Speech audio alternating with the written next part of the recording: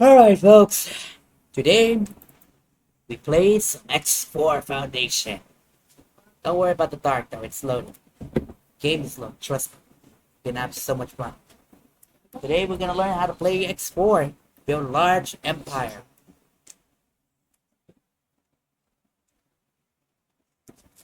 After this game, we're probably gonna play Call of War strategy, I guess. Maybe learning. I actually tried to learn. I recorded like maybe a 36-minute video of trying to learn Blender. We were doing well. Well, I was doing well. But eventually, damn game, Blender, I meant, nah, Blender is not a game, it's a software where you can create 3D characters and everything. Animate. Can you guys hear me okay? It's dark.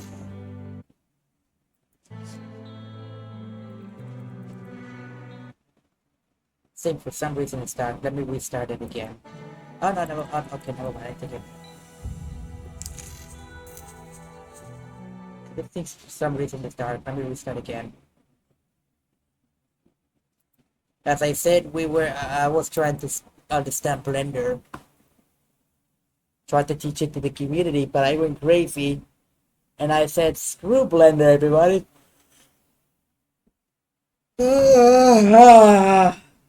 Screw Blender, I said. Going to attempt to learn Blender again, but in our own time, folks. In our own time. 7 subscribers, nice, nice, it's very nice. Yeah, can anybody tell me what's going on with this thing?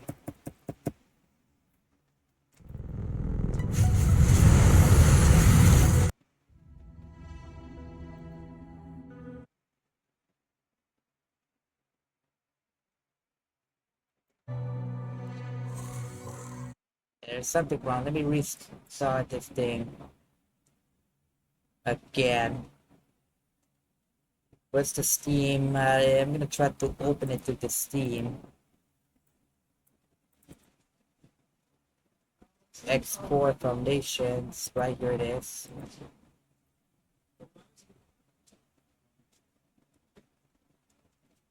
Nine point zero zero update.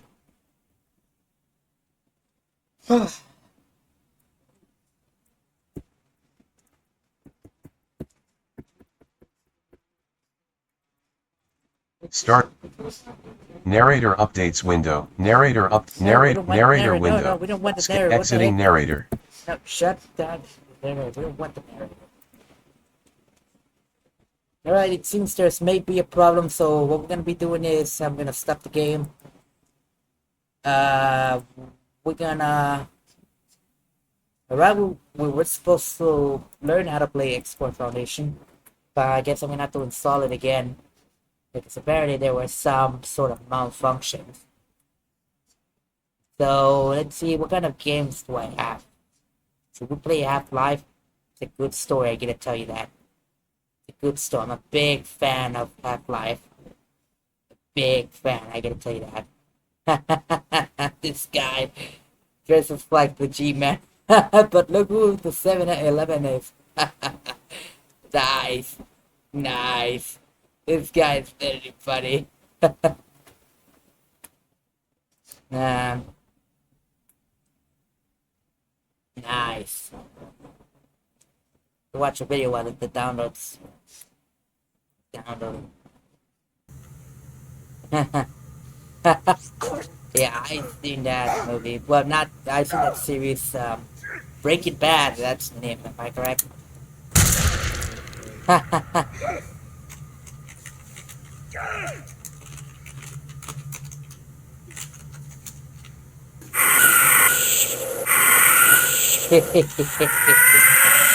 Can't believe it. Nice.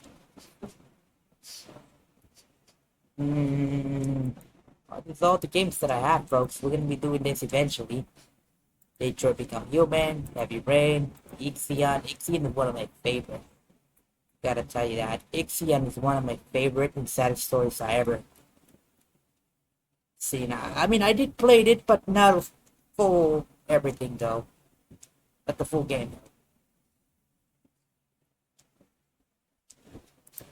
Left 4 Dead is one of my favorite. Left 4 Dead 2, I think it's crappy in my opinion. We definitely need to be doing Mass Effect Andromeda for you folks. Actually, I see multiple players played this game, and it's so sad that many people just ditched the game, and I'm like, you gotta be fucking kidding. Why the fuck ditch the game in the first place? Wait a minute, just really... Wow, nice. Is there a way to download this? I really love this so much. Wow, nice. Gonna see if I let's see. Nice, let's see. Is there a way to download this? Let's see. There's gotta be a way to download this. This is a good 3D model. You gotta be kidding. Must be a way to download this. Can I take a photo? It's great. If I ever want to go back to it, it's right there. This is a nice photo though. Yeah.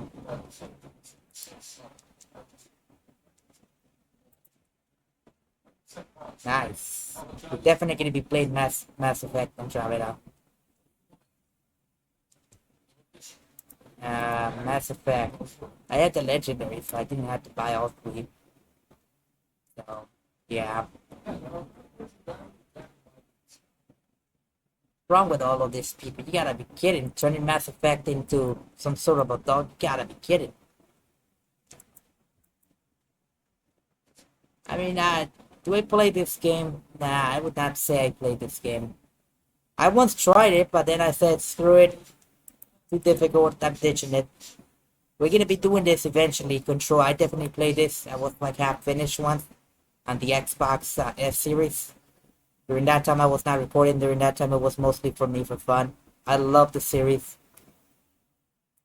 We're gonna attempt Cry of Fear once more. We're going to attempt Cry of Fear once more. The Follow Lazarus. I really wish I could play this, but the problem is I don't think it's gonna work. Fallout 4, Creation Kit.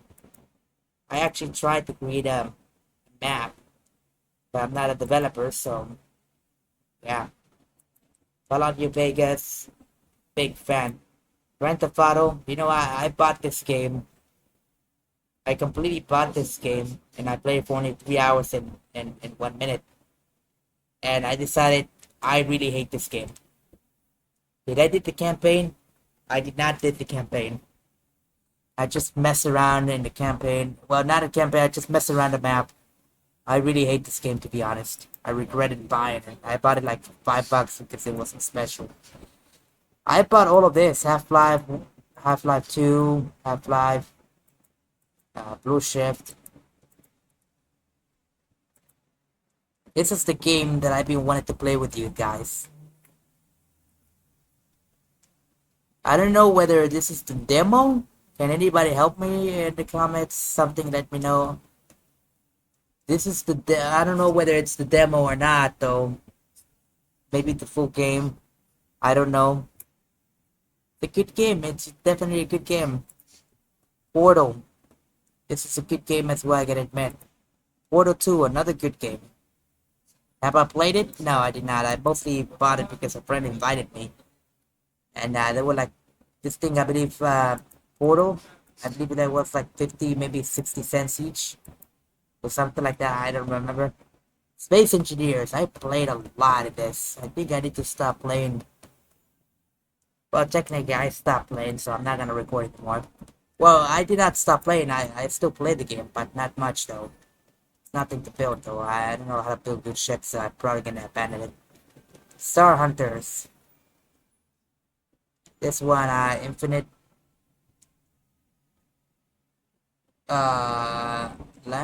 Language. Am I spelling that correct? I would not recommend this game. This game is pay to win. This one, I bought it, but never managed to learn how to play. Eventually, I gave up. Team Fortress. It came with one of the when I say this. It came with one of the Half-Life, I guess, bundle. Total War Empire V-Roid Studio. I don't know what the heck is V-Roid. Oh, right. Yes. Yeah. Now I remember. I tried to learn animation. Yeah, I tried to learn animation, so I downloaded V-Roid Studio. War Dots, such a good game. War Thunder, another good game. World of Tanks, another good game. I mostly play it on mobile. Call of Duty Ghost campaign. I have played all of this. The campaign. Am I gonna play this on YouTube? No, I already played all of this solo. So yeah, I don't think I want to play this. We might play the multiplayer though. Even though the multiplayer is dead. You know what? Just exit that and let's keep that safe for us because we're gonna need it for the future. Trust me, folks, we're gonna need it for the future. We're gonna need it for the 3D modeling. Let's see if I can take a photo. Is it Shift S? No. Shift, no, Windows, Control, Shift, S. Alright, let's take a photo. No. Alt, Shift, S. Window, Shift, S. Window, Shift, S. No.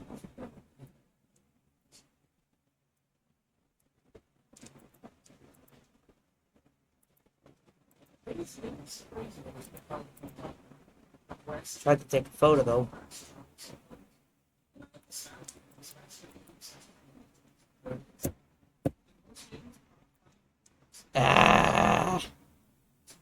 Can anybody tell me down in the comments how can I take a photo?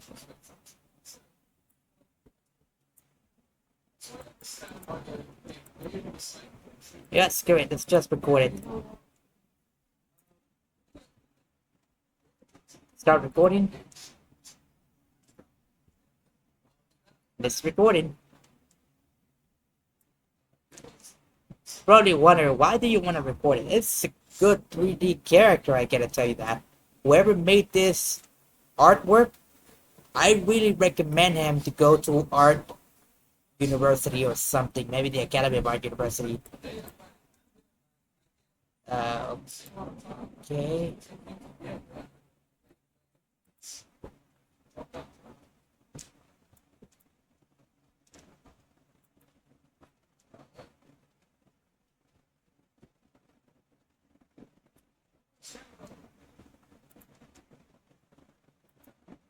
That's a good piece of artwork, I gotta tell you that. It's amazing. Well, since X4 Foundation refused to run, let's go on YouTube and let's go watch some Blender videos, shall we?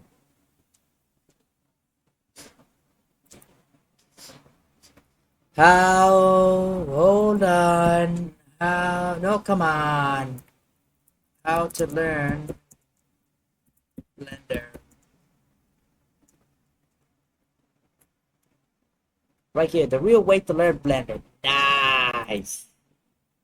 Most Blender artists waste months being mediocre at everything instead of being great at one thing. They think learning it all at once makes them well-rounded. It just makes them unemployable. From 7 years of experience, here's how to actually get good. Number 1, learn by doing, not by watching endlessly. Look, tutorials feel productive. You're sitting there watching someone model a donut or build an environment, nodding along like you're actually learning something. It's the same dopamine hit you get from watching motivation videos on YouTube. You're wrong! You're fucking poor! Feels great in the moment, but if you never actually do anything with it, it's worthless. In the beginning, yeah, watch tutorials. You need to figure out how to actually navigate the software without wanting to throw your computer out the window. But once you've got the basics down, and I mean the basics, like moving around the viewport and using simple tools, you need to stop watching and start making stuff. Here's what actually happens when you just keep watching. You think you're learning, but you're really just training yourself to be a good watcher.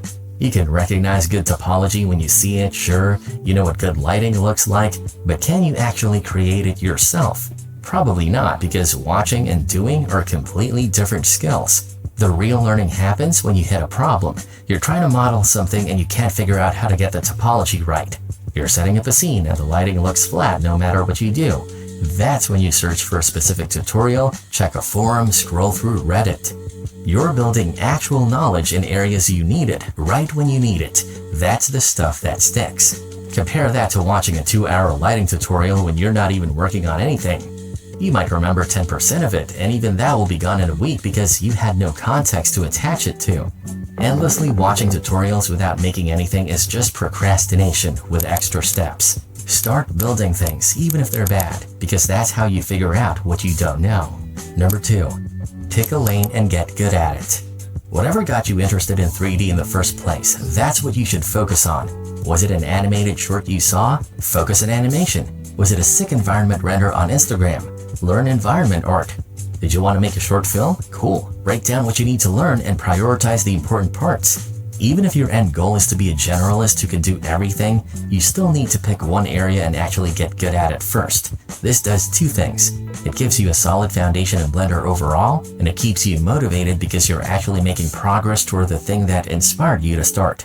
I see people all the time trying to learn modeling, animation, texturing, and rendering all at once because they don't want to limit themselves. What actually happens is they spread themselves so thin that they never get good at any of it. They're stuck in this weird middle ground where they kind of know everything but can't actually produce anything impressive. Once you've learned one area well enough that you're happy with what you're creating, you can always step back and learn other stuff. The skills transfer more than you'd think. If you get good at animation, you'll understand timing and weight, which helps with literally everything else. If you master environment art, you'll have a strong foundation in composition and lighting that applies everywhere. But trying to learn everything at once, that's how you end up being mediocre at everything, and mediocre doesn't get you anywhere. Think about it. If you spend a year dabbling in modeling, animation, texturing, rigging, and rendering, you'll have surface-level knowledge of all of it, but nothing impressive to show for your time. Your portfolio will be full of half-finished projects and things that are pretty good, but not great at anything specific. But if you spend time that same year focusing on just animation, you'd have some genuinely good work even if the environment around your character is basic. You could actually show that to someone and they'd be impressed. You'd have a skill you could get paid for. Getting a little bit good at everything just means you'll produce crappy projects where every part is underwhelming. Pick one thing, get good at it, then expand from there. Number 3, accelerate your learning with courses and external tools. Everything you want to know about Blender is probably available for free somewhere, but it's scattered across YouTube, forums, documentation, random blog posts from 2017. If you're serious about learning and you've got the budget, buying a proper course can speed things up massively. I'm not trying to sell you anything here, I don't have a course, but the ones I've bought in the past have been ridiculously helpful. They're structured, they cover everything you need in order, and you're not piecing together information from 10 different sources. You're learning from someone who actually knows what they're doing and has organized the information in a way that makes sense. The time you save by having everything in one place, explained properly, usually makes up for the cost pretty quickly. Plus, when you pay for something, you're way more likely to actually finish it instead of abandoning it halfway through like most free tutorials.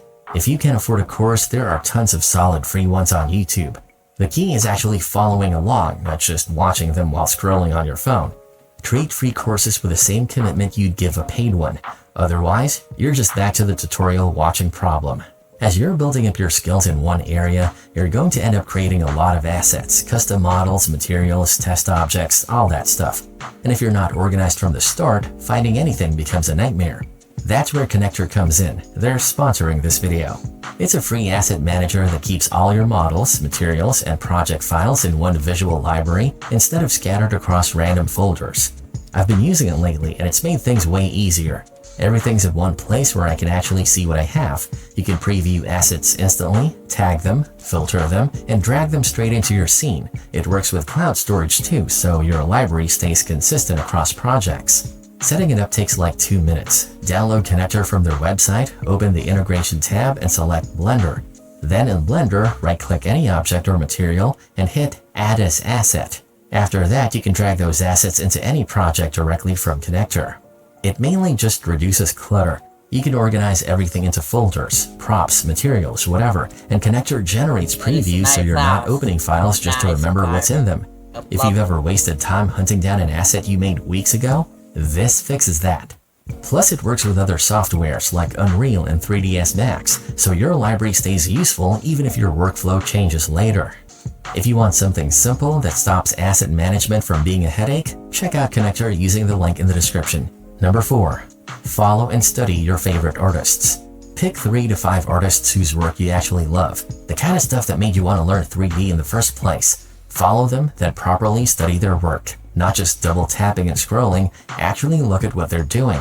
What is it about their work that pulls you in? How do they frame their shots? What color palettes do they use? What camera angles show up in their best pieces? Are they using harsh lighting or soft? Do they focus on detail or keep things minimal? If you want to create stuff you actually like, you're probably trying to make something similar to the artists you admire. So figure out what you like about their work and start applying those ideas to your own projects. This isn't about copying them directly, that's obvious and no one wants to see that. It's about understanding the principles behind why their work is good. If you love how an artist uses color, try to figure out their palette choices and why they work. If their composition is always on point, study how they're positioning elements in the frame. This is also a huge motivation boost. When you start seeing your own work inching closer to the style of artists you respect, it keeps you going. You can see the progress, and that matters way more than you'd think, especially early on when everything feels hard and you're wondering if you're even improving. I've stolen ideas from artists I like for years, not copying their work directly, but understanding what makes it good and using those principles. It's helped me more than any tutorial ever has. You're learning from people who are already where you want to be, which is way more valuable than learning from random tutorials that might not even align with your goals. Look, learning Blender isn't some mystery that only talented people can figure out. It's just a process, and most people mess it up by overcomplicating it or trying to do too much at once. The difference between people who get good and people who stay stuck isn't talent or some natural gift for 3D. It's just whether they actually make things instead of endlessly preparing to make things, whether they focus on one area long enough to see real progress, whether they're learning from people whose work they actually want to create. You don't need to be perfect. You don't need expensive hardware or paid software or some special setup. You just need to stop overthinking it and start building stuff, even if it sucks at first.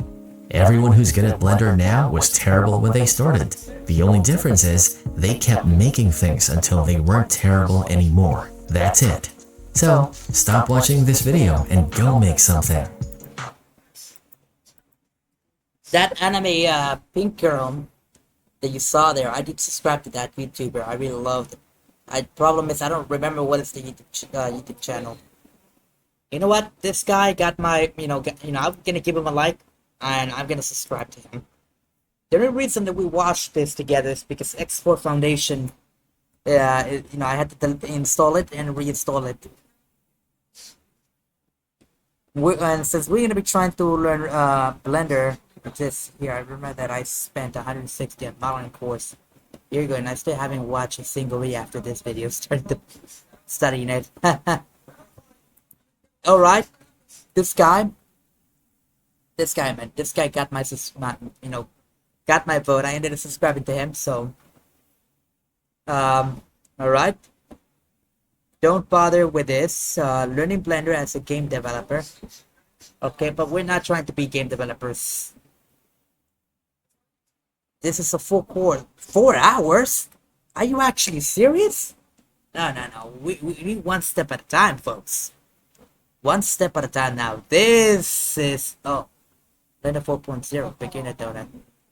I don't learn Blender 5.1. Yeah, this is the one. Learn Blender. Now this is way too complicated.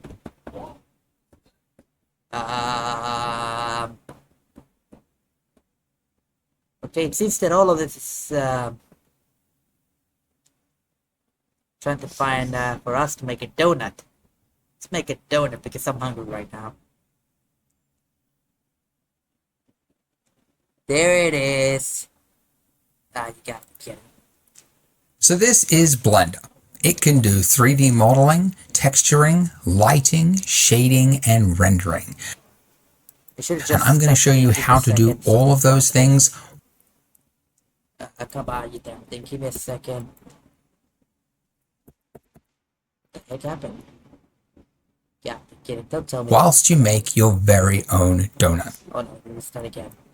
So this is Blender. It can do 3D modeling, texturing, lighting, shading, and rendering. And I'm going to show you how to do all of those things whilst you make your very own donut. We're gonna make a And I know donut, this folks. looks complex and challenging, but I promise you it is achievable for even a complete beginner that has never opened Blender, such as yourself. And I know this because millions of beginners have already made their donut because The only reason I stopped the video is because, just like we saw in the first video, not just follow the video and guidance, we also have to put on the work. So we also have to do, the work. So we're gonna be doing this together. So what we're gonna be doing is we're gonna open Blender.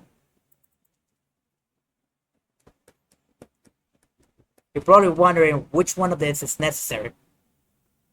The answer to this doesn't matter whether you click here or not. It doesn't matter whether wherever you click. this is the 5th version of this tutorial. I remake it for every major Blender release, this one for Blender 5.0.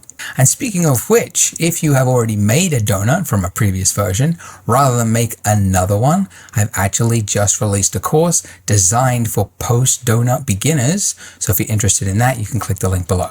For everybody else, you need to download Blender. So if you haven't already, click the link below. Alright, folks, that'll take you to...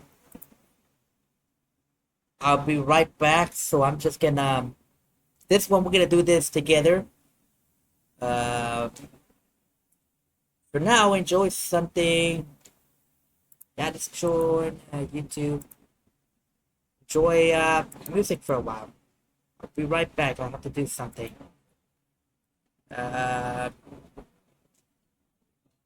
Refi? No.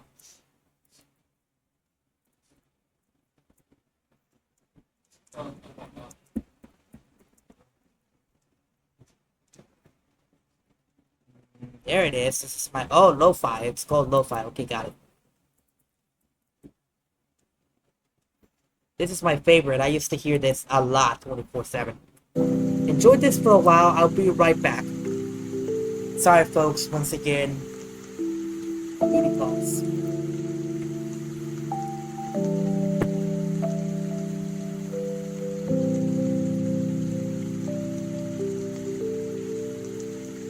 I'll be right back.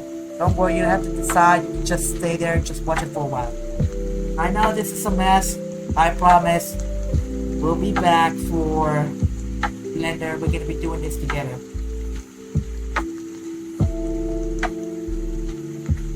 I'll be right back.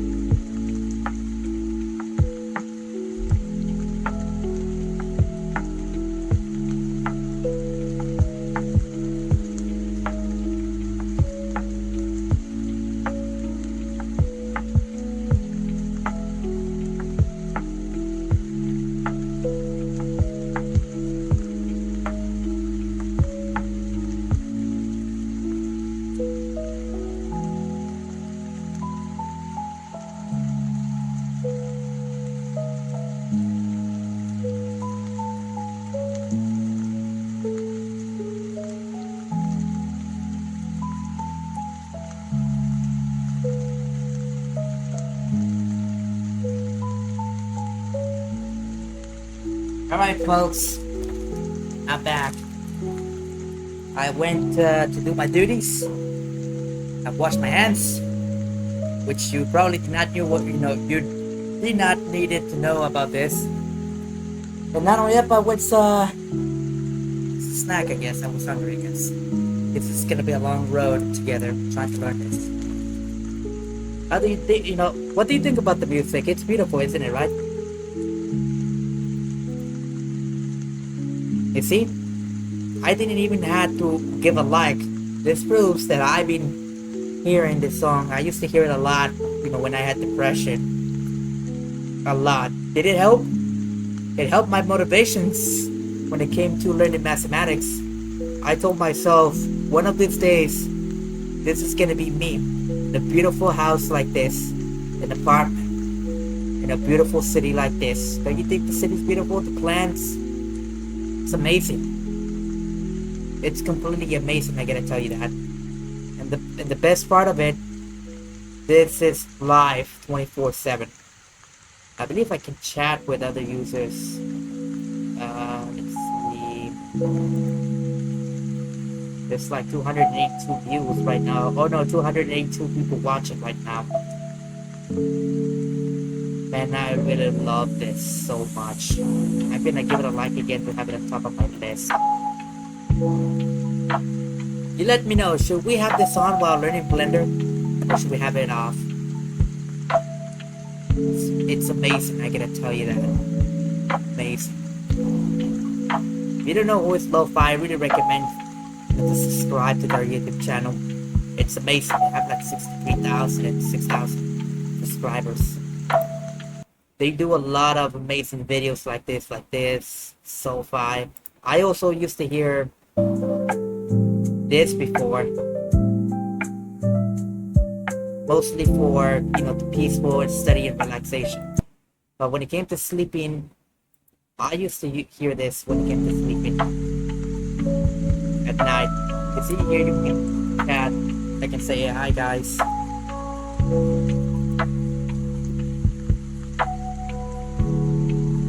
Enjoying.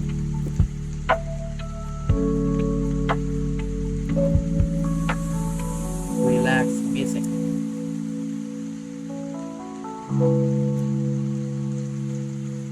They will reply though, They will definitely reply. All of this are real people though. This is not recorded or anything like that. All of this are real people. They have it on repeated loops. I only wish I knew how. But I don't know. Blender.org. Let's go back to the video, shall we? And then just Also, go grab some snacks and everything, so I will give you 10 seconds. Maybe you can pause the video and then grab some snacks, I guess. I got my Cheetos right here, though. My Cheetos. Let me see if I can turn off the fan. I don't know whether you guys can hear the fan or not. I have this metal fan with me.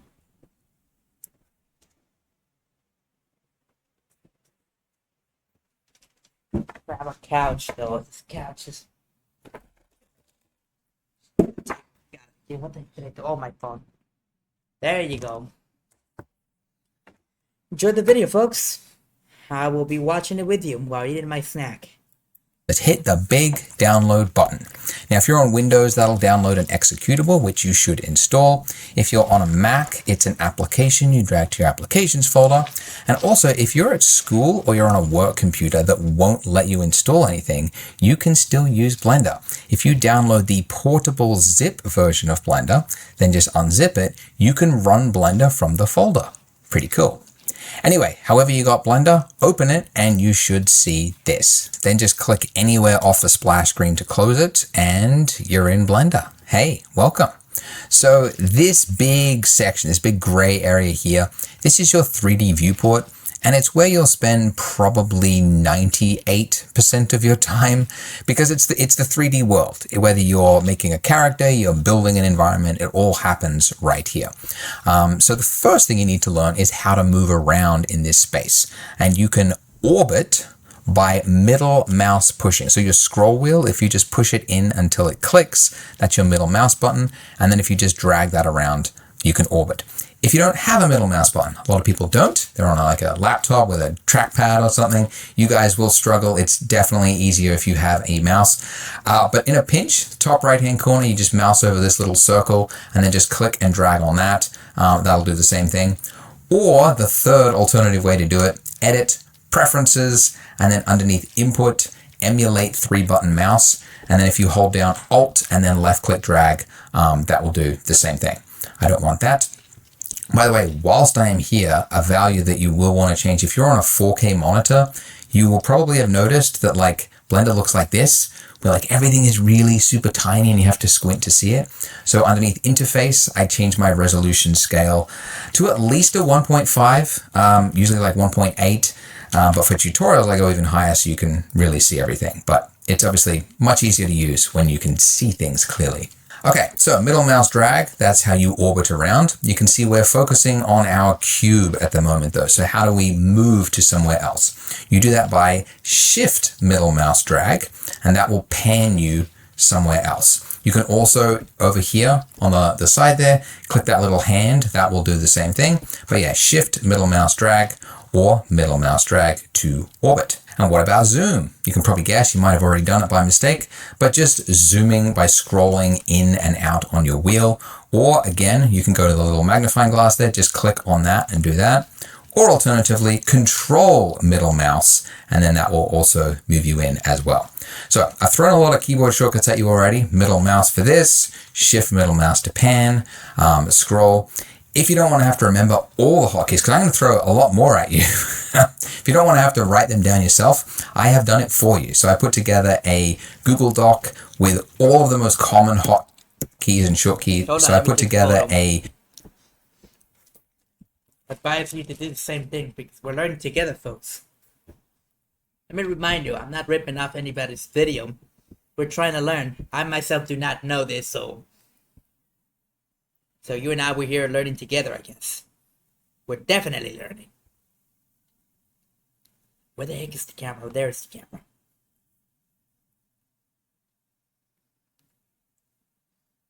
Taking a photo with my phone. If I ever need help. Give me a second. I'm keeping the first photo and deleting the second one. The second was terrible.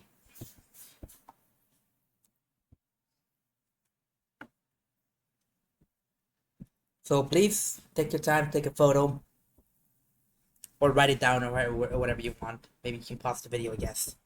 Google Doc with all of the most common hotkeys.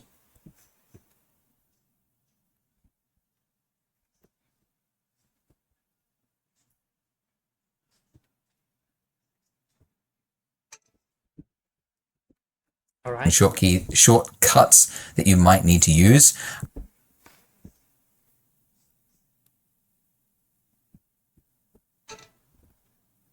This is going to be difficult to learn. And it's free. So just click the link below and you can print it out. Or you... Alright, this guy just literally sent a link. I was gonna say maybe you can go over there and get the link, I guess, but I was gonna post that in my YouTube video, but I was... Yeah, that would be considered ripping off his creation. I also need to find a way to contact them and let them know, like, hey, I posted this on YouTube. You know, can I have your permission? If he says yes, then yeah, we're golden.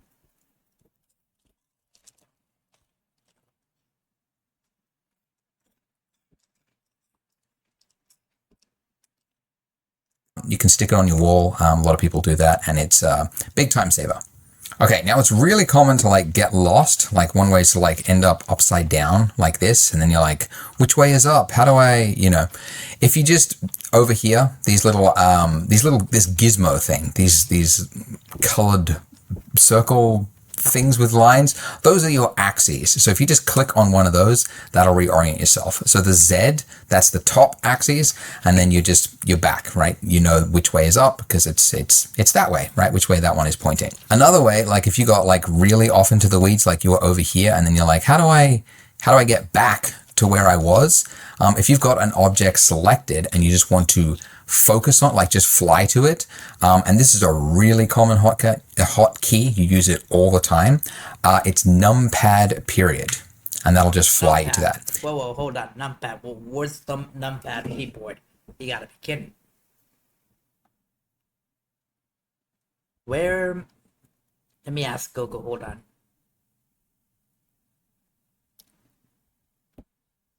On a laptop, where's the numpad key?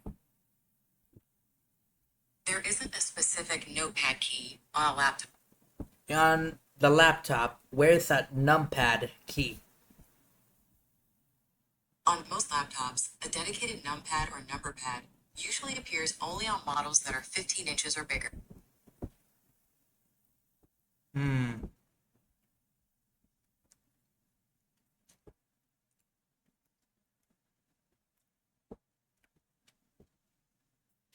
Alright, we may have a problem, I guess.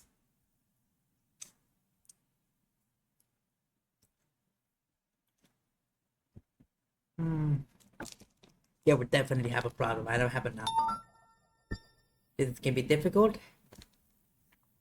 If you don't have a numpad, like even a lot of keyboards today, they don't sell them with numpads anymore. I guess because people aren't accountants. They don't need to quickly type in numbers, but I love them because it's really useful for Blender.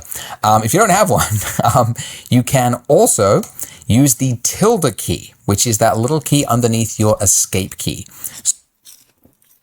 He said escape key.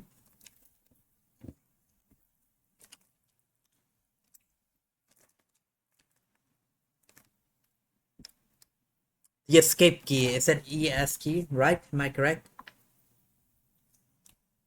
Is the escape key, does it stand for ESC? Yes, ESC stands for escape. Alright, It's the got main it. I element. see it. Yeah, definitely I see it. Alright, so yeah. Escape key +3. So if you hold that down and then just drag over where it says view selected and then release, that'll do the exact same thing. So that is how you can quickly change focus to the selected object. And yeah, as I said, you do this all the time. But yeah, I'm going to be using numpad period from now on. Okay, so we're making a donut. We do not need our cube here, so let's delete it. You can just hit delete on your keyboard, or what I like to do is hit X, which is the alternative way. And it's just easier because my finger is like right there. I know it's another hotkey to remember, but you delete stuff a lot as well. And But if it's for helpful. you, like you said, you can click X for the alternative way. If this doesn't work, try to find the delete button. Every keyboard has it. It's very common. If you were to ask me, I would really recommend go the easy way. Go for delete. To not have to find that key. So X and then delete.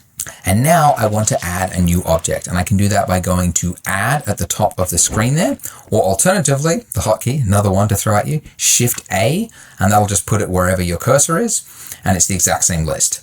Shift add at the top, delete. Delete stuff a lot. It's just easier because my finger is like right there. I know it's another hotkey to remember, but you delete stuff a lot as well, and it's helpful to not have to find that key. So X and then delete. And now I want to add a new object, and I can do that by going to add at the top of the screen there, or alternatively, the hotkey, another one to throw at you, Shift A, and that'll just put it wherever your cursor is, and it's the exact. Alright, let's go to Blender. Remember our advice, we have to do this together. We click add. So this is how you add cubes. Nice. Wow. You can just delete. Let's see.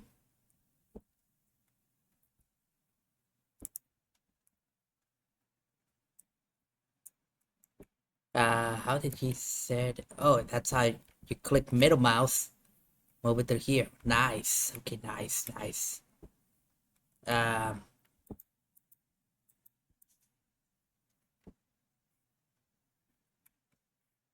Okay, I'm gonna.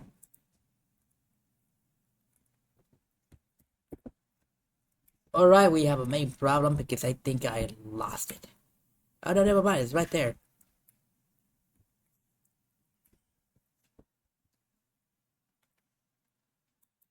Just like he said, that's the top one. I keep forgetting to click shift.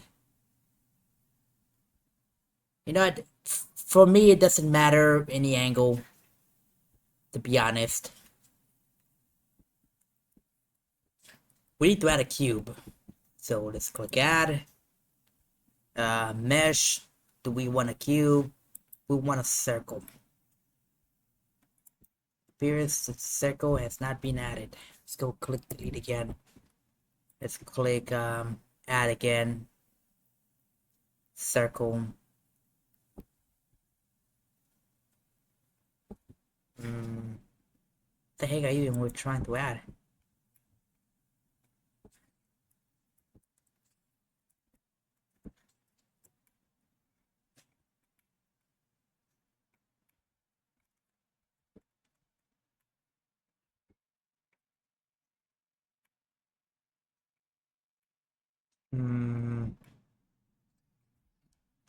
Well, we certainly added something though. I don't know what the heck to add. Let's see. Let's go for a circle. That circle too small? You gotta be kidding. Are you actually serious? Yeah, this is way too complex. I'm gonna have to restart again.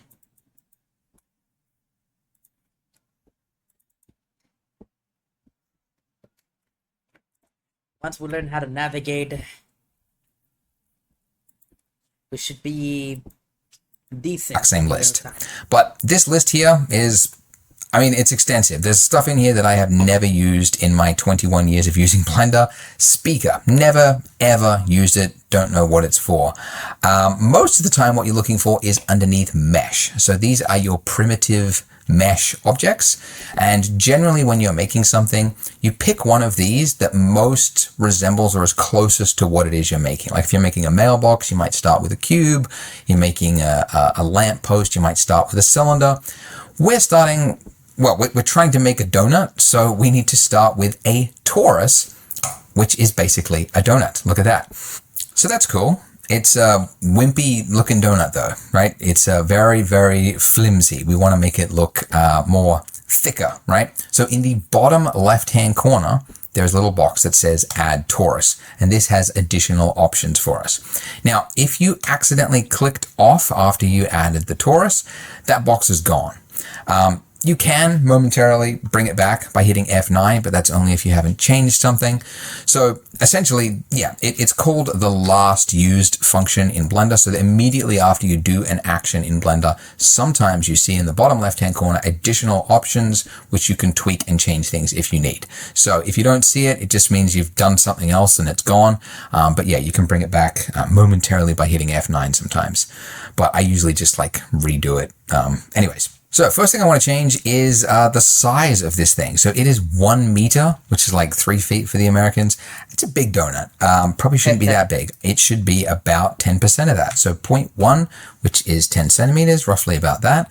And then if I zoom in by scrolling forward, I just need to change my minor radius until it looks somewhat like a donut. So I want to just orbit up, right, and around. So I'm just middle mouse moving so I can see the inside. Then I'll just scroll in like so until, yeah, and I'm just going to change this value until it looks like a donut. Now, you can see as I move this, like it's going really quick and I can't get it on the right value. So when you're clicking and dragging on a value in Blender, if you hold down Shift, that will use smaller increments. And that's another one you use all the time because it's, yeah, sometimes you need small value. Give me a second, folks. My grandma's calling me.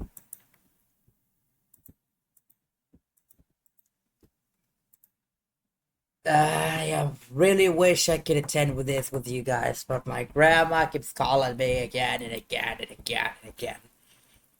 I have to attend her. Enjoy the music for a while. I'm just kidding, just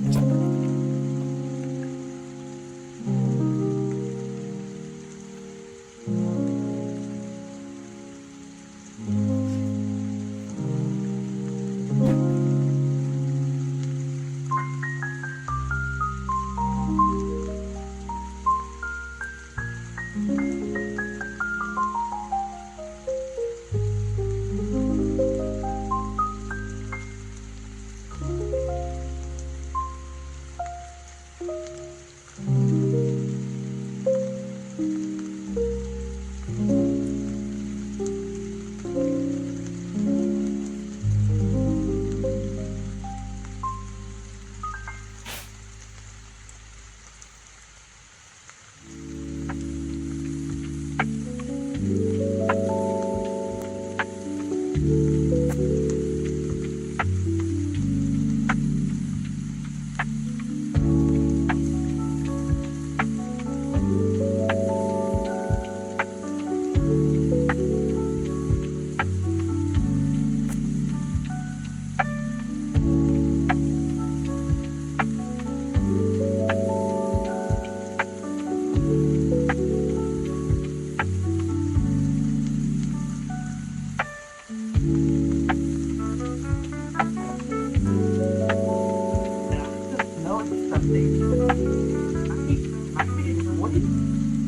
you guys really see what I see?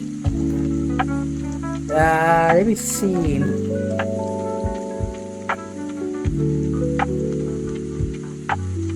Alright, you guys can literally see what I see. Okay, never mind. Oh. Here's me. I've been drinking Pepsi. Cherry Pepsi. Normally I wanted to buy regular Coke. Today it was like somewhere around maybe 8-9 p.m. My aunt took me to Dollar General. And then she went to buy water because my grandma,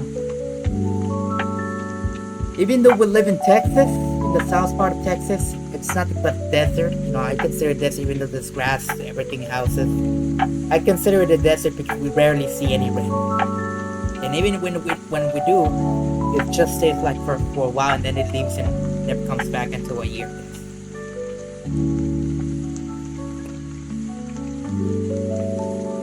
Where were we? Right. We were trying to create a donut. And it's helpful to get smaller increments like that. So that's pretty good. I might go with that. Yeah, about a 0.057. Okay. Forgive me. And then the other thing you can change here is like the resolution of the donut. You know, you can go like really PlayStation 1 graphics, maybe. I'm going to keep it at 48, but 1 graphic dilution. Okay. And then the other thing you can change here is like the resolution of the donut. You know, you can go like really PlayStation 1 graphics, maybe. I'm going to keep it at 48, but I'm going to increase the other one to about, yeah, let's go 18, like that. 16, 18, yeah, we'll go 18. And that's just a little bit more resolution, and it's just... Alright, folks, we have to go together and build that donut. I cannot wait to eat that donut. Well, what? You gotta be kidding. I thought I restarted. Didn't I restarted this? Alright, screw it. It's just, It's just add a Torah. Nice. That is a good donut. What do you think? Alright, let's see, 0.1.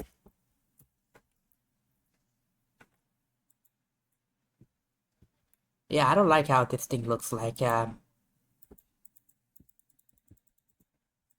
I'm gonna radius. Yeah, I'm just gonna leave it at 0.37 for me because, you know, to me it makes sense though, but to you may not make sense. Let's lower this, shall we? Seems that I'm building a tire. This could well at least be a tire at least. Nah. Now that's, to me, it looks like a donut. Definitely nice. Very nice. Let's make it highly 3D. Yeah, screw it. Let's just leave it back to 48.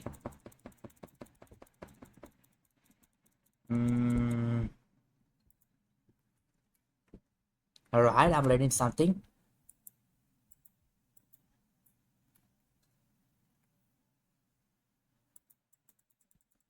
Yeah, let's just experiment. Let's see. A triangle. You gotta be kidding. There are no donuts triangles. Let's see how far can we take it.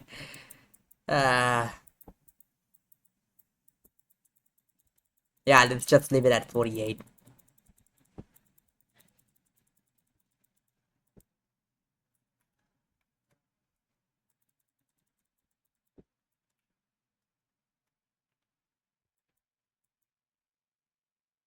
Let's see.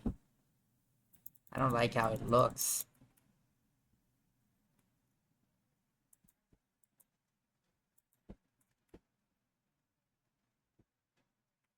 That looks nice. Ah, be down. We nail it down. You see it, folks? Ah, be down. We completely nail it down. Now what? Well, now we need to paint it. That's exactly what we need to do. Location.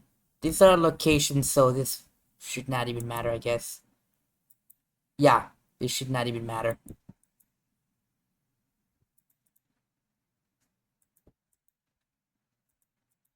One and all of them on 0.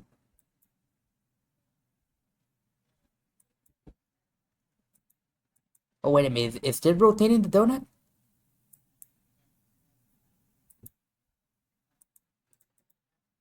Yeah, I think this is rotating the donut, I guess. But he said we can bring that using F9 temporarily. So that's good. Good, good thing to know.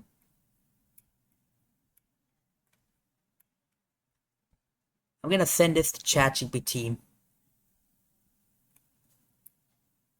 I really don't like how that looks like. Let's attempt to fix it, shall we? Too big.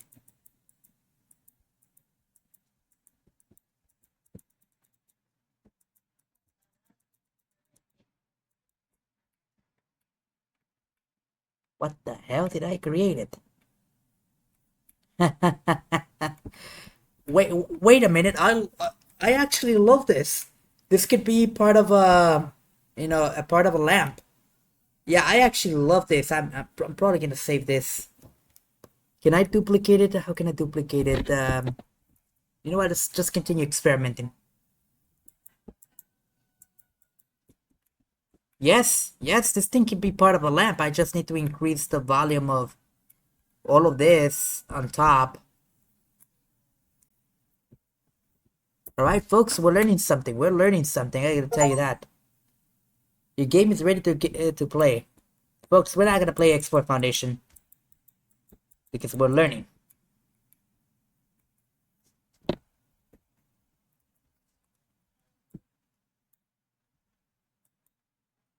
Nice.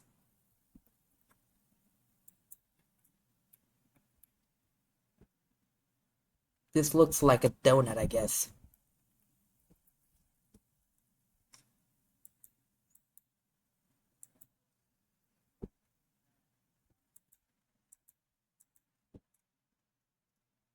Let's see, it's a habit.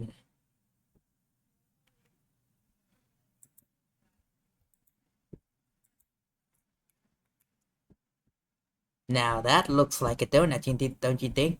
Nice. Very nice. I love my donut like that, folks. Whether it's a giant donut or not. I love it how it looks like. To be honest. I love it how it looks like. So, yeah. I'm winning. I was gonna say win. I said win. No. I meant to say I'm willing to eat that donut even if it has no sugar. Like all white donuts. I'm definitely gonna eat her. Alright, let's continue. It's going to help us a little bit later on when we start to shape the donut. Okay, but once I've got that, I can just click off, and now those options are gone. No, stop the video. We've committed. That's it. Stop the video. No, come on. Maybe I'm going to keep it at 48, but I'm going to increase the other one to about, let's go 18, like that. 0.1. I don't know how much I have 16, 18. We'll go 18. And that's just a little bit more resolution, and it's just going to help us a little bit later on when we start to shape the donut. Okay, but once I've got that, I can just click off, and now those options are gone. We've committed. That's it. That is the starting point of our donut. Now, the next thing you're probably wondering is, it still kind of looks like PlayStation 1 graphics, Andrew. And that's because it has flat shading. So basically there's two states for a mesh. There's smooth shading or there is flat shading, and it defaults to flat. If you want to change it to smooth, you just right click the object and then go shade smooth like that. And there we go. Right, let's get to it. Right click the object. Oh, yes! Oh my god, yes! I love this donut. Take a look at this donut. Are you... Wait a minute.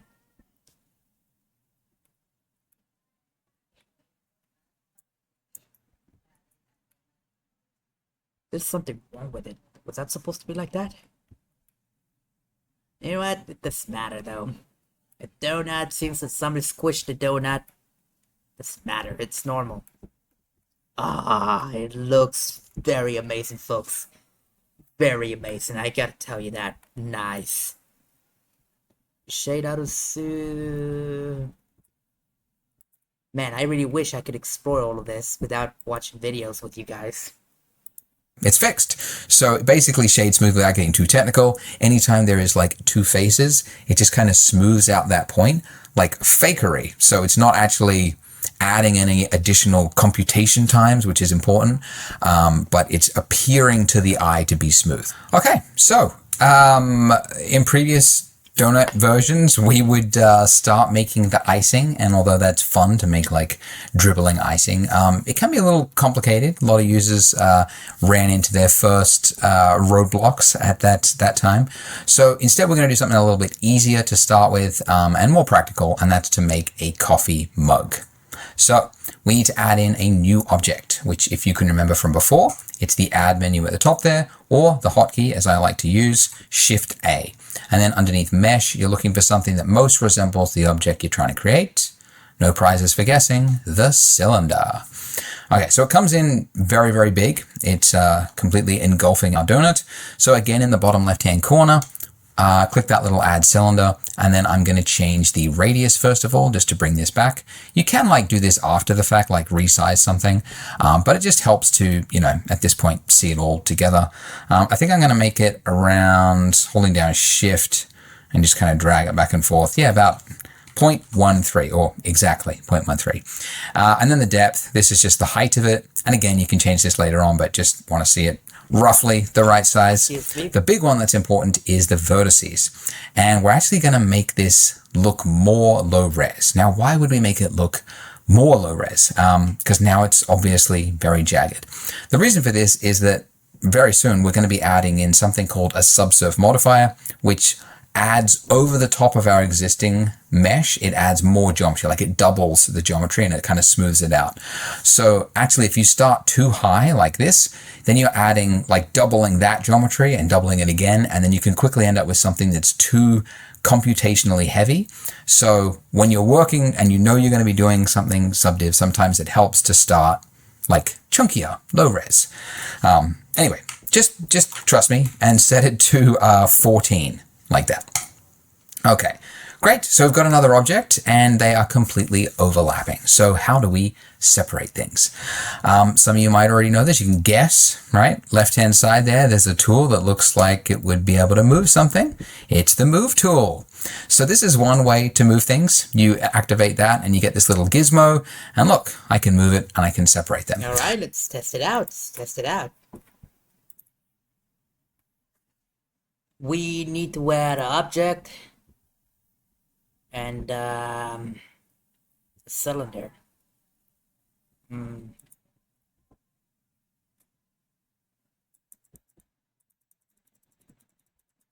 Wait a minute. No. We need to do the radius.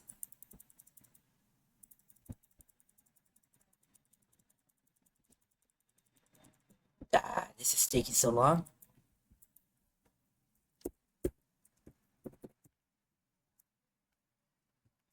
No worries about that. We'll later increase that. Let's move the object in the meanwhile. We try to move it a little bit to the left.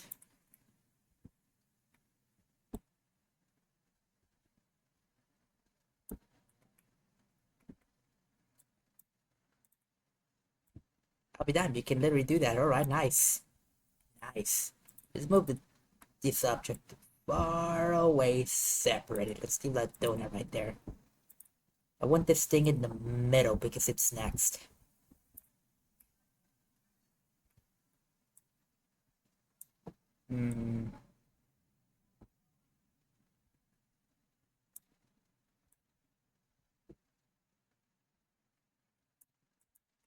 Just leave it like that. Just click F9. Wait a minute, did I click F9?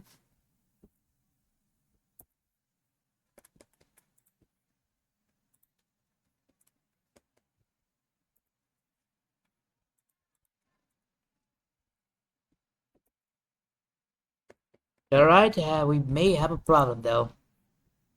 Let's just watch the video to see. So this is moving things along the side there. There's a tool that looks like it would be able to move something. It's right, left hand side. Got it. Let's click F9.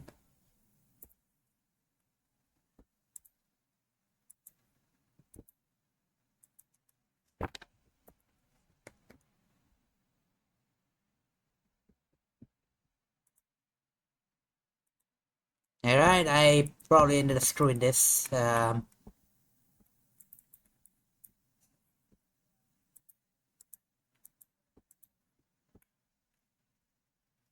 worries, let's check the rotation. Maybe here in this side can give us relationship, motion, shading, viewport.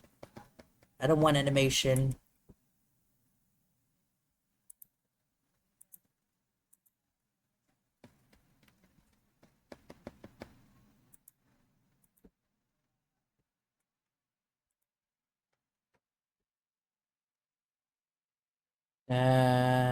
Relationship, let's see, no.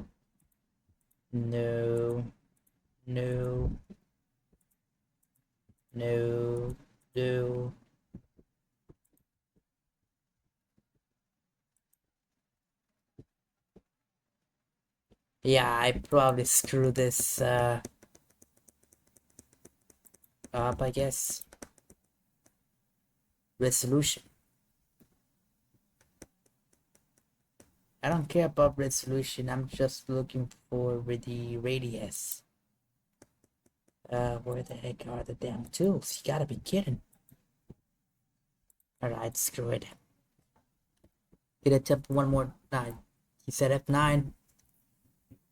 F12. Oh, no. I did it. Oh. Okay, good. We almost ruined this. Where the heck is it?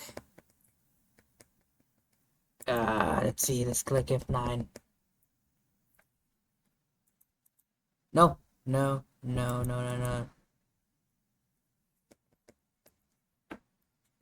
we completely ruined this, I guess. Side there's a tool that looks like it would be able to move something. It's the move tool. So this is one way to move things. You activate that and you get this little gizmo, and look, I can move it and I can separate them. So this is moving things along the axes. You can also just drag on that, click and drag on that little white circle there, and then that's like freehand drag around. I will say most Blender users don't actually use and move things this way because it's a lot of effort every time you want to move something to like go to the sidebar, activate the tool, click it, move it. It's like most people don't do that. Instead, they remember the hotkey, and the hotkey to move in Blender, and you'll be using this a lot. So again, this is on my keyboard shortcut. It's all in there, but the hotkey is G for grab.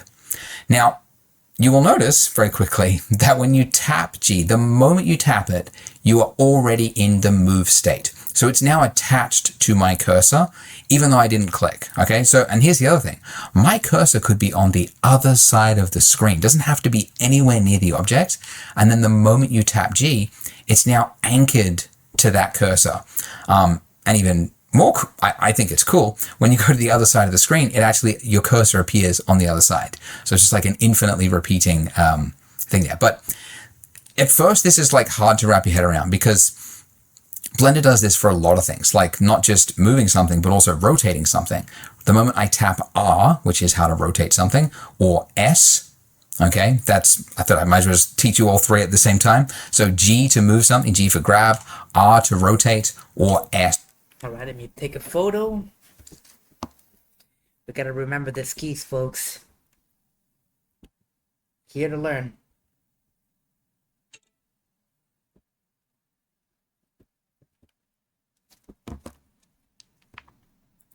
To scale something, but you'll see in each of those states, the moment you hit the key, no matter where your cursor is, it's in that state. And that's actually a good thing because, as I said, the number of times you need to move things and rotate and scale things in 3D, if you had to every single time change the tool, then move your cursor over to it, click it, activate it, that's a lot of extra steps. So it's actually really cool to have this like just one tap key and it's already activated. In my opinion. Anyways, okay, so, but whilst I'm in the move state by tapping G, I can also lock it to a specific axis, just like with those arrows that you saw before.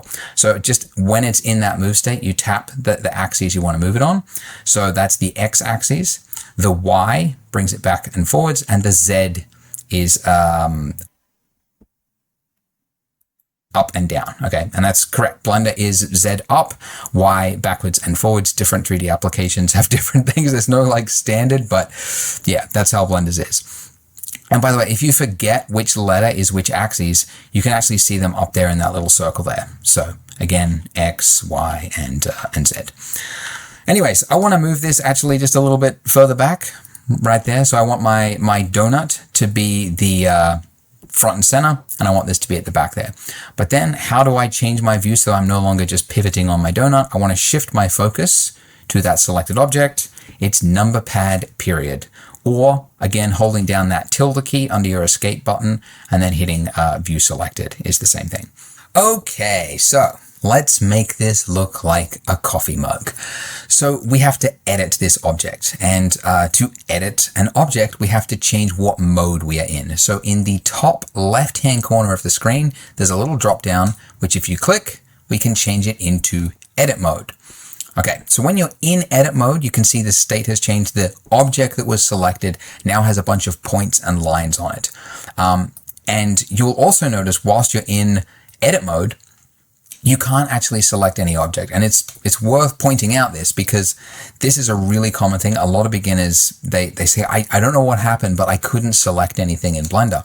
And usually it's just they're in the wrong state. They're in edit mode, they forgot, and then they tried to like come over here and then click something and they're like, why is it not selecting? Okay, so you have to be in object mode if you want to select an object.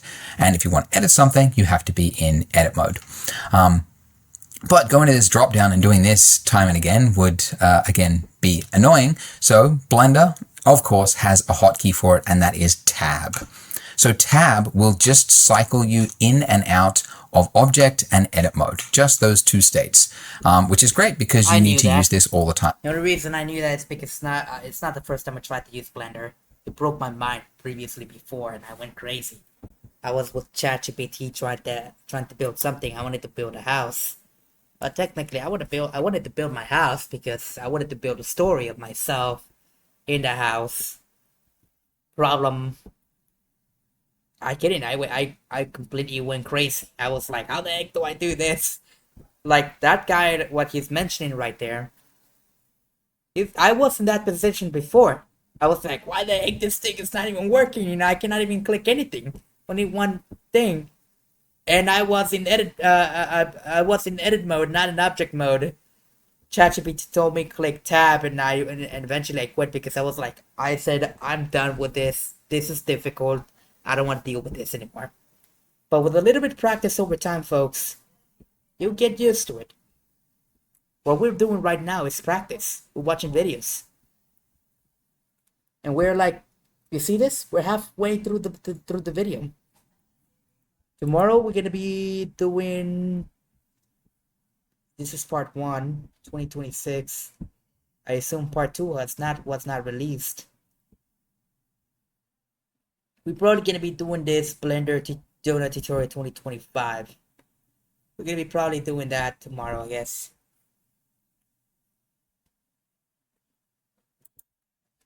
All right, let's continue. So you usually come in, do some editing, go back into object mode, select something else, edit that one, go back to this. So that's, yeah, good one to remember, tab. All right, so in edit mode, when I'm in this state here, these little points here, these are called vertices. These are the points that make up the, the shape of the mesh, obviously. And then you've got edges. Ouch. And you can actually select by changing the selection type from vertices, which is the default, to edges, clicking that little button, and then I can click on the edges or select faces. Okay, like this. And again, Blender has hotkeys for everything. So if you want to just know the hotkey, it's 1 to do vertice select, 2 to do edge select, and then 3 to do face select. All right, hold on. Let's take a photo, compadre. Hold on. Take it easy, son. Huh, he probably is, he's probably way older than me. I don't know why the heck I called him son. Take it easy, bro. If you're ever watching this video, don't take it personally, alright? I'm just joking around. Just joking around. Again, make sure you get my keyboard shortcut guide because it's a lot to remember. So I want to select the top of this cup here. It's got a lid on it that I don't want. So in face select mode, selecting that face, I'm going to hit X. Now it's going to ask me, what part do you want to delete?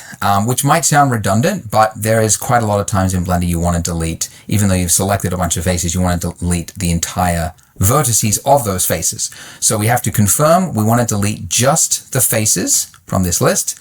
And there we go. So we've now got a cup with a hole in it. Great. But this cup will not do. It is too paper thin. We could cut our finger on that edge there. So we need to add some thickness to this cup. And while we could do this in edit mode, like you could select everything and extrude it in and whatnot, we don't need to because there is actually a function we can do to add thickness to anything without needing to go into edit mode. And that is underneath your modifier stack here. So if you click this little wrench, this will activate modifiers. Let's just drag this out. And if you click add modifier at the top there, you can see you've got a number of different options. And the one that we're looking for is solidify. So this is underneath the generate. And just in case this changes for a future version of Blender, you can also go to search at the top there, and you could just type in solidify from the list. Okay, so now that we've got that, you can see we've got a bunch of options, and you'll notice that our mesh now has some thickness to it. And I can change this thickness here. Now, watch what happens as I... Alright, time to do it. I really do not like how this thing even looks like. You gotta be kidding. Let's try to undo this thing. Let's go for edit. Continue undoing. You know what? Screw it. Let's delete this. Let's re-add another object.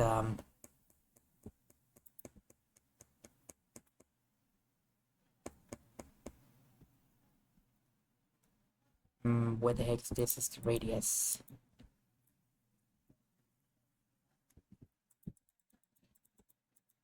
Is there a way to prevent this from being too big?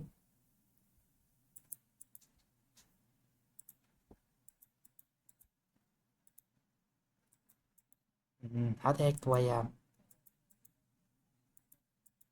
There you go. This is how you prevent. Depth means lower.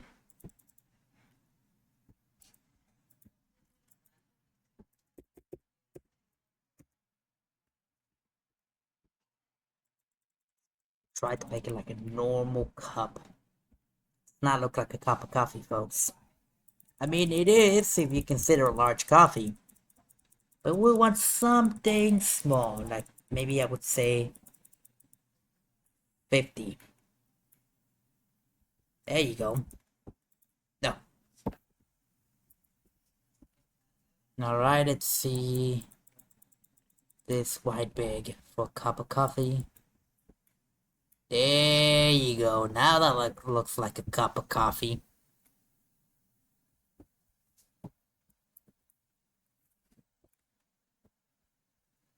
Verticals.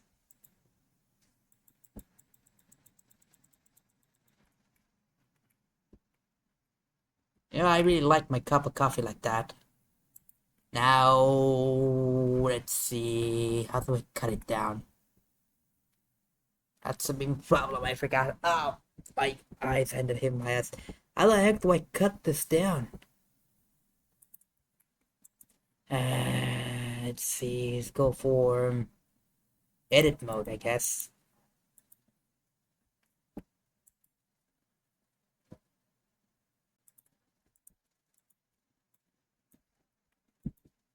I'll just go click X. We're trying to cut down only the face.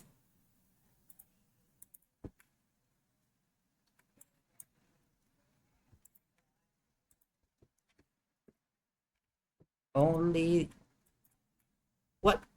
Does does this look like cut down the face? Come on.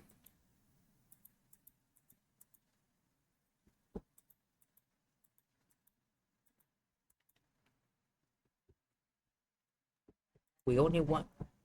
Ah.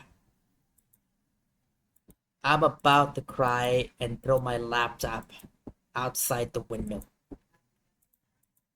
Let's go to edit mode. Let's go to only the face.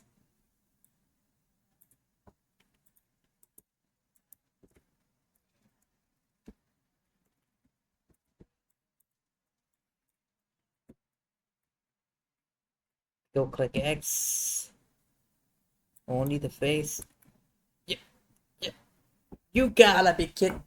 You gotta be kidding. This is too much work. Ah. Can anybody tell me where I am doing wrong? We're doing great. We created this donut over there. This thing is causing us problems.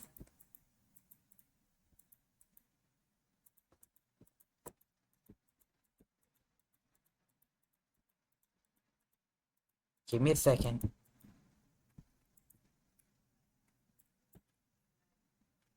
Let's go to edit mode. And we're trying to cut down only the face.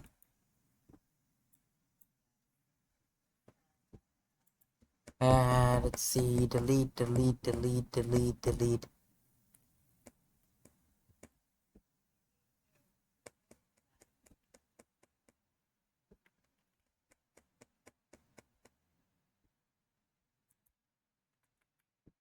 You gotta be kidding.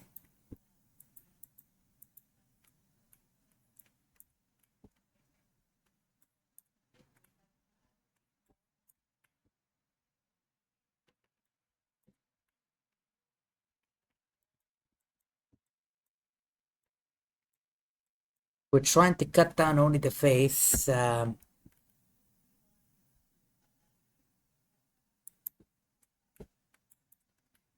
Yeah, boy. We did it. If we do that again as practice. Let's say we want to cut down only the face. Let's say we were to do this and say we want to cut down only the face. Okay?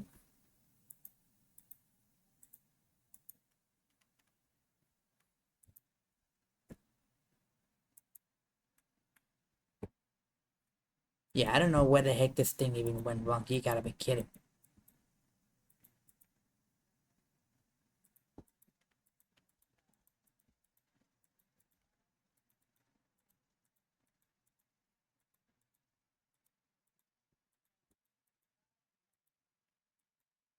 We were supposed to practice.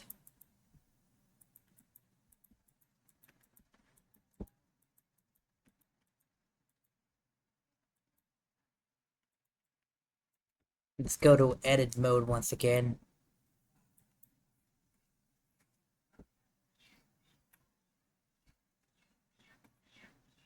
Let's see how this guy even in the first place. How the heck did he did it in the first place?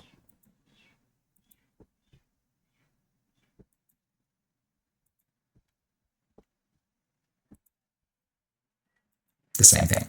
Okay, so let's make this look like a coffee mug. So we have to edit this object, and to edit an object, we have to change what mode we are in. So in the top left-hand corner of the screen, there's a little drop down, which if you click, we can change it into edit mode. Okay, so when you're in edit mode, you can see the state has changed. The object that was selected now has a bunch of points and lines on it. And you'll also notice whilst you're in edit mode, you can't actually select any object. And it's worth pointing out this because this is a really common thing. A lot of beginners, they say, I don't know what happened, but I couldn't select anything in Blender. And usually it's just they're in the wrong state. They're in edit mode, they forgot, and then they tried to like come over here and then click something and they're like, why is it not selecting? Okay, so you have to be in object mode if you want to select an object. And if you want to edit something, you have to be in edit mode. But going to this drop down and doing this time and again would, again, be annoying. So Blender, of course, has a hotkey for it, and that is Tab.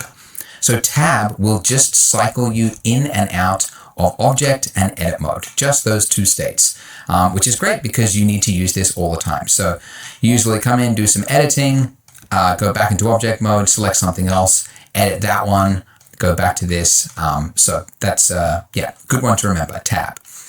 All right, so in edit mode, when I'm in this state here, these little points here, these are called vertices. These are the points that make up the, the shape of the mesh, obviously. And then you've got edges.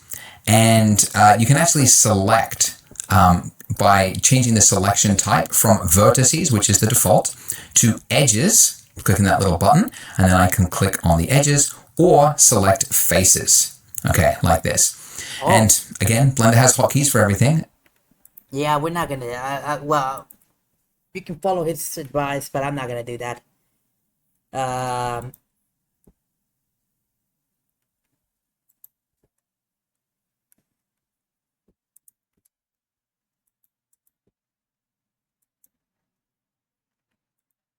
Yeah, boy, yeah, that's the face. All right.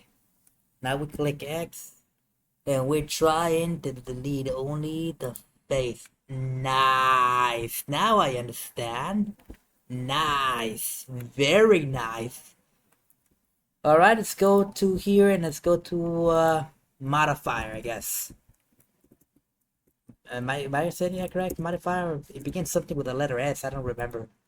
Let's just try to find it ourselves. Let's see. Mesh. Data transfer. Okay, we need to watch this video again, and we have to write down that if you want to just know the hotkey, it's 1 to do vertices select, 2 to do edge select, and then 3 to do face select. Again, make sure you get my keyboard shortcut. It's the top of select mode. What part do you want to delete? Which faces you want to delete just with a hole in it? Then we could, and while we don't need to because there is actually a function, and that is underneath your modifier stack here. So if you click this little wrench, the top there, you can see you've got a number of different options. And the one that we're looking for is solidify. So this is underneath the generate. Generate and solidify. I think that's what we're looking for. Got it. Generate, and we're looking for solidifier. What the heck is the solidifier? I don't see it. Do any of you see it? I can't find it. Gotta be kidding. This is complicated. You know what? Screw it. I'm just gonna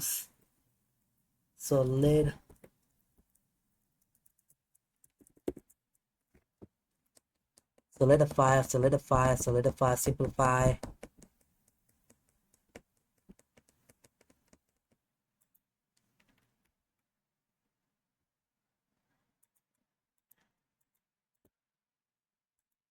Oh, got it. So there it is.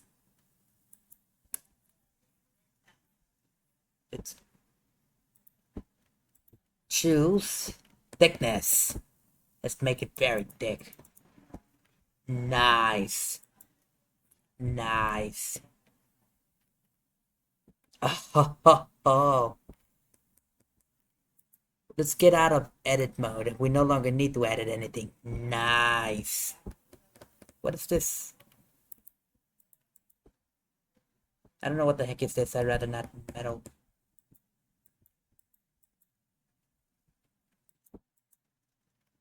Okay, we're learning a lot, folks.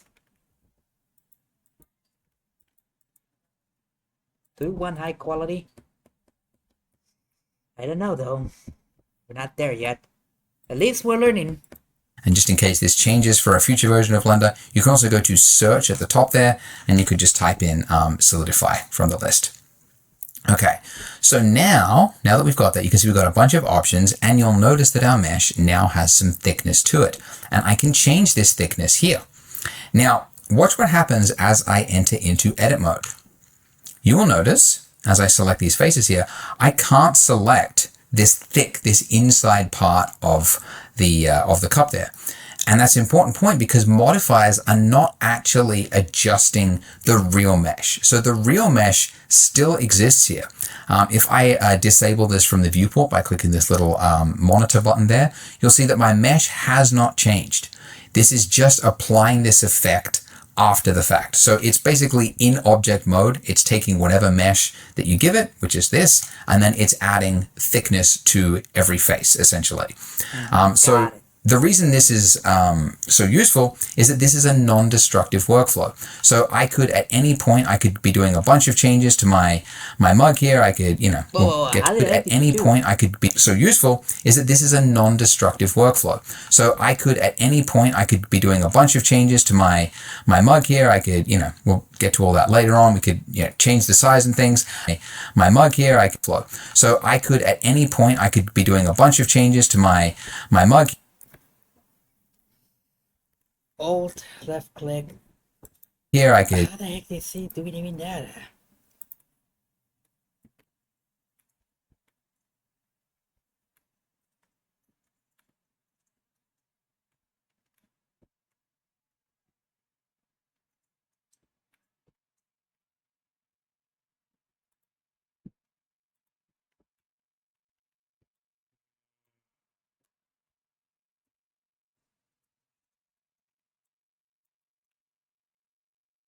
I have no idea how the heck is he even doing that. We'll get to all that later on. I could be so useful is that this is a non-destructive workflow. So I could, at any point, I could be doing a bunch of changes to my mug here. I could, we'll get to all that later.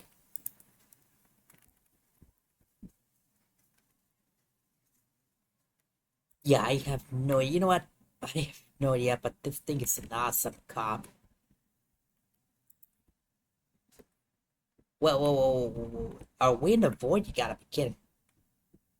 Wait a minute, this is not what we wanted?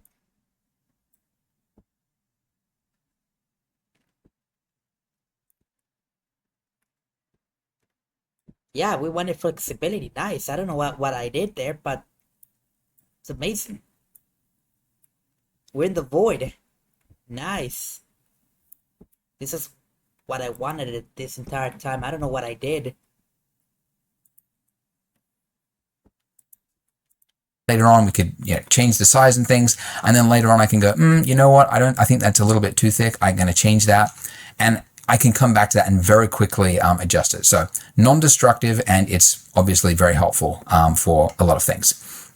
Okay, so I've given it some thickness, but I also want to round this corner here. That's way too jagged. Just like before I said, we're going to add in an extra layer on top, which adds more geometry, and that is called your add modifier, generate subdivision surface. So yeah, all the way down there. You use it all the time, but it's like buried in there. Okay, so All right, sounds good. Let's do that then. You're probably thinking we're just copying from this guy. Trust me, folks, we are. Okay, let's go close this for a meanwhile.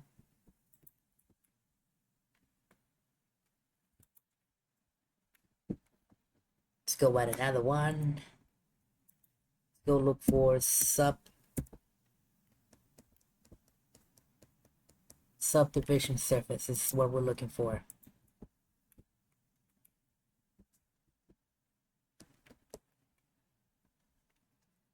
How do I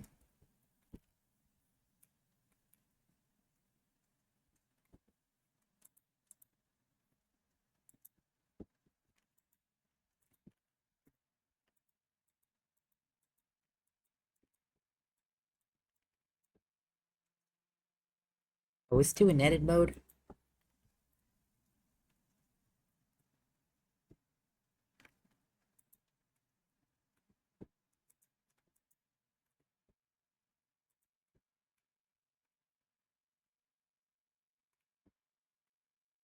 Nice.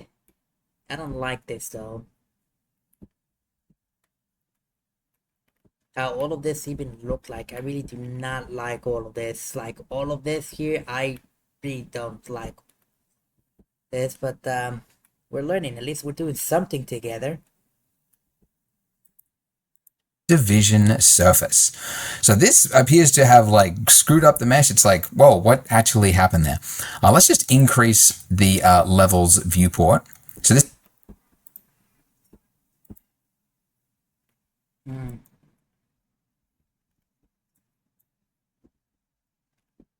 Are we supposed to be in edit mode in order to do this?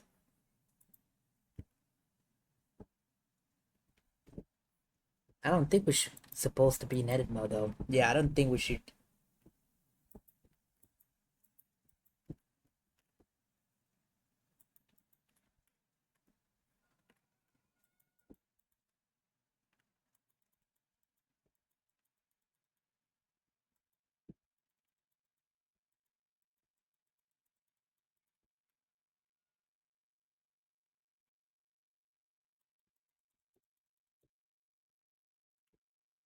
Either we can leave it like that, which my opinion, I love that, how it looks like.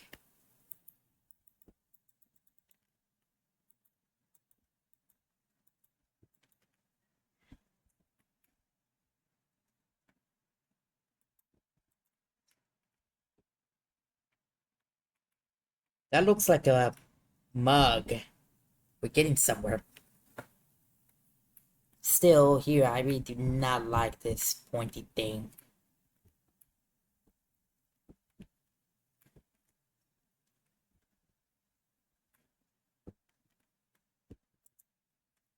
This is just increasing the number of times that it doubles the geometry.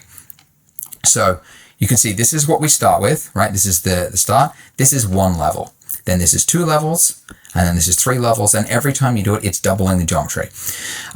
But you can see it's giving us the effect we want. It's smoothing out that edge there.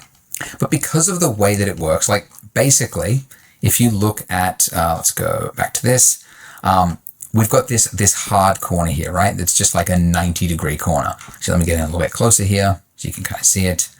Yeah, it's like a 90-degree, perfectly like that. So when you add in a subdivision surface, it's basically saying, okay, so there's a point here, there is a point all the way over here, and there is a point that's going to go all, like it's so far it's off the screen, but it's all the way down there. So what I need to do is I need to average out those points. So take the middle point of those 3.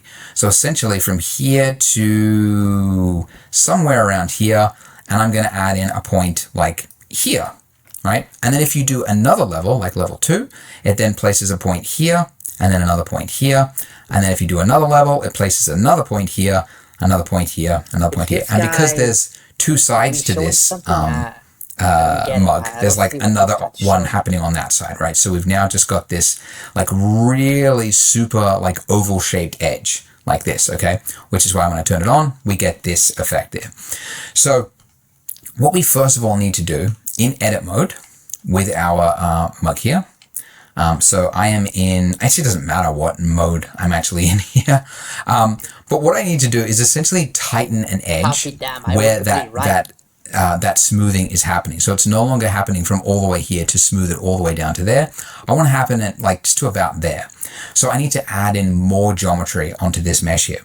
So to do that, we need to add a loop cut. That is how you add in another level of another edge. So Control R will add in this loop cut. I believe you can also find it from the mesh somewhere in here. Yeah, there you go. Edge, loop cut and slide if you wanted to look it in there. But it's, yeah, Control R. That's another one you use. All right, let's do that. Control R then. We're not gonna.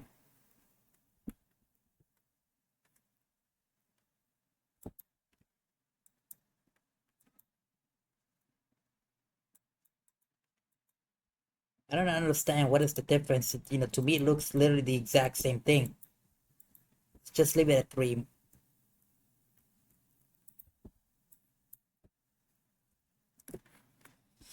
Where the heck is the edge? Edge. Where the heck are you? Mm,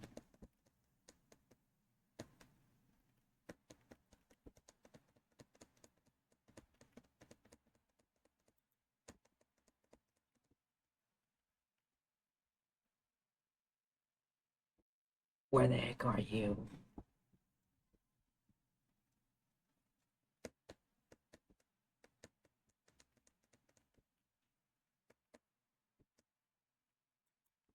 Are we trying to render?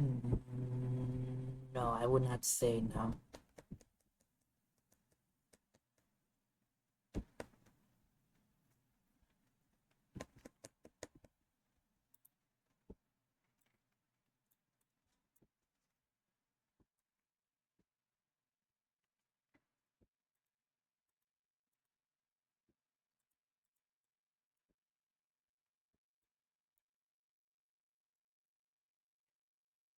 I thought he said it doesn't matter whether you're in edit mode or not. It seems this thing, you literally have to be in edit mode because right now I'm trying it. The difference between edit and not.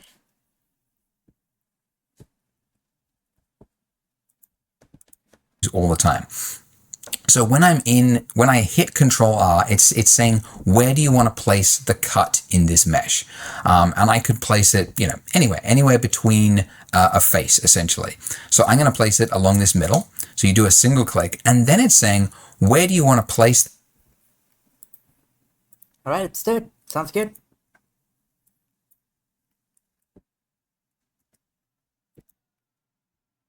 Oh, nice. Nice. I love this. Oh, crap. It no longer.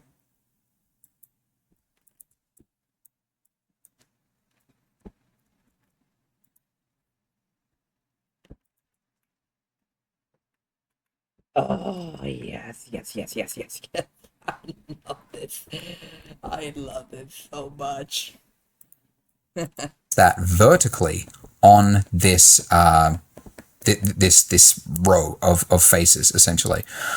So you can see as I bring it towards the top there, it's tightening that edge there. Okay, and that's exactly what I want. I want that edge to be much tighter than it was before.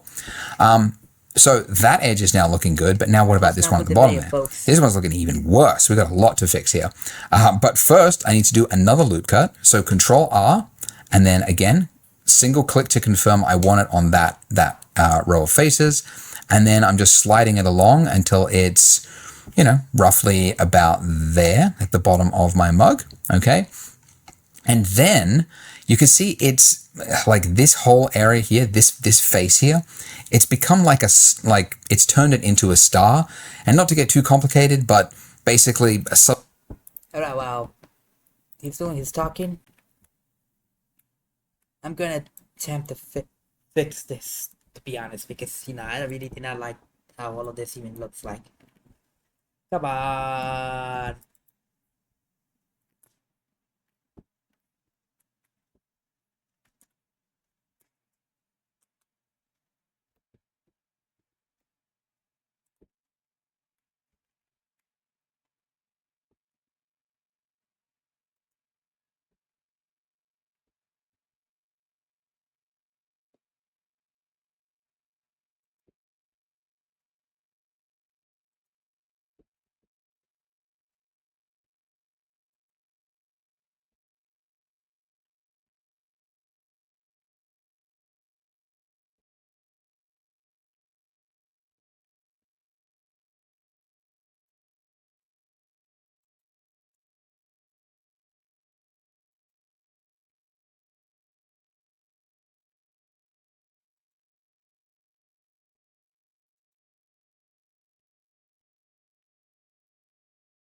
Alright, I don't know what the heck I've done here, so this thing is lagging too much. I don't know what is going on. Let's go ahead, undo, undo, undo. Undo.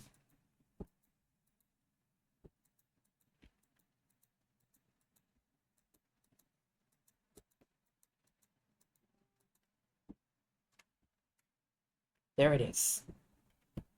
So what we're trying to fix is the bottom area right there. I really do not like how all of this thing even look like.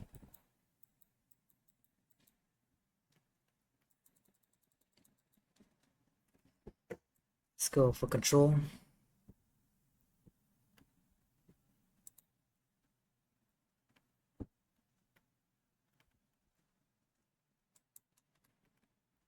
All clear. And I really like how all of this look like, because there are glass out there in real life that looks exactly like this.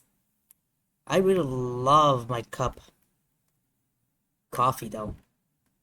You know what? I don't care. I'm just gonna leave it like that. Wow. It's just beautiful.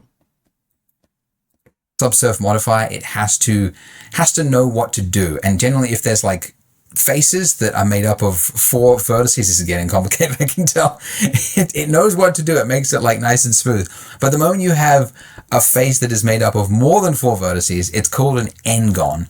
And it doesn't really know what to do with it. I mean, it does, but you don't know what it's going to do. And it just can make things look a little ugly.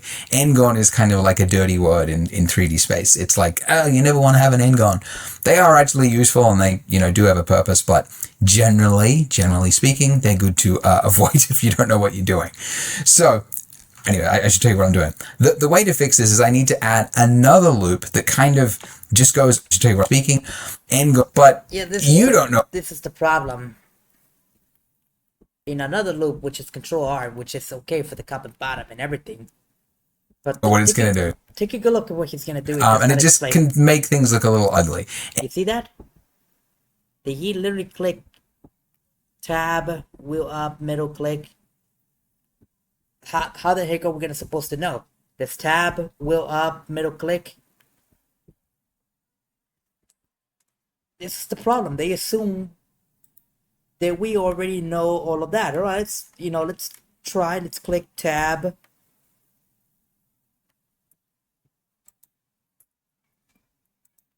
Let's click tab and wheel up, and this is what we get.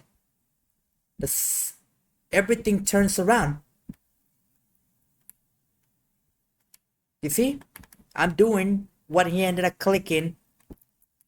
That's the main problem with YouTube videos out there. They assume we already know everything. This is why we're here to learn. And together, I get to explain much better. My videos is more like longer, no editing part or anything like that. That's the main problem. Now I'm gonna have to figure it out. How did he ended up doing that? Whether did he click Control R or something? I have no idea. Unless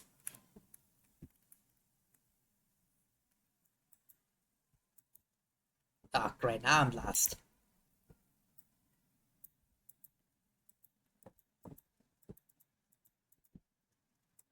You gotta be kidding. I'm definitely lost. N-gon is kind of like a dirty word in 3D space. It's like, oh, you never want to have an N-gon.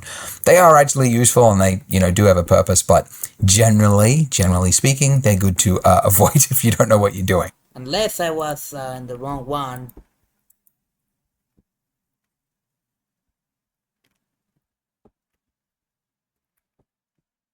Nope, it's still the same thing.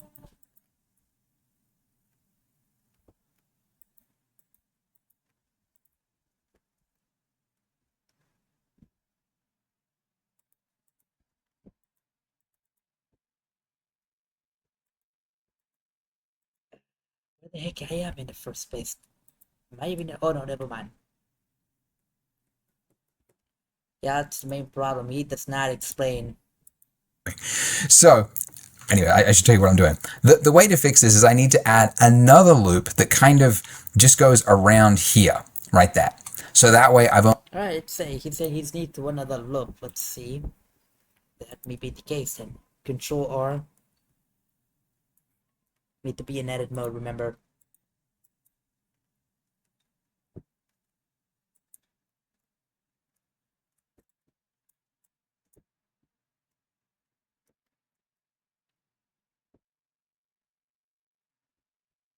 Well, I am right here, and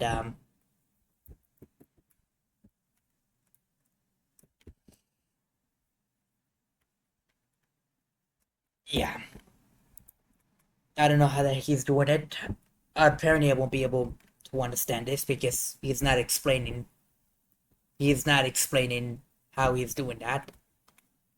Only got from there to there, and then I can have my ugly star or whatever happening underneath my coffee mug. So I need to add a loop cut, but I can't add a loop cut on just a single face. Instead, what I need to do is it's called inset, to take a single face and then just like add in a loop around that face, and you do that by hitting I. So I, and then just like it's already active. Again, this is the way, this is why I spent a while to explain it. The moment you activate a tool, you're already. I'm sure many of you watch YouTubers like him, and you're like, how am I supposed to do this? I'm clicking I, there's not the gear, it just appears that unless I can. This thing is on edit mode.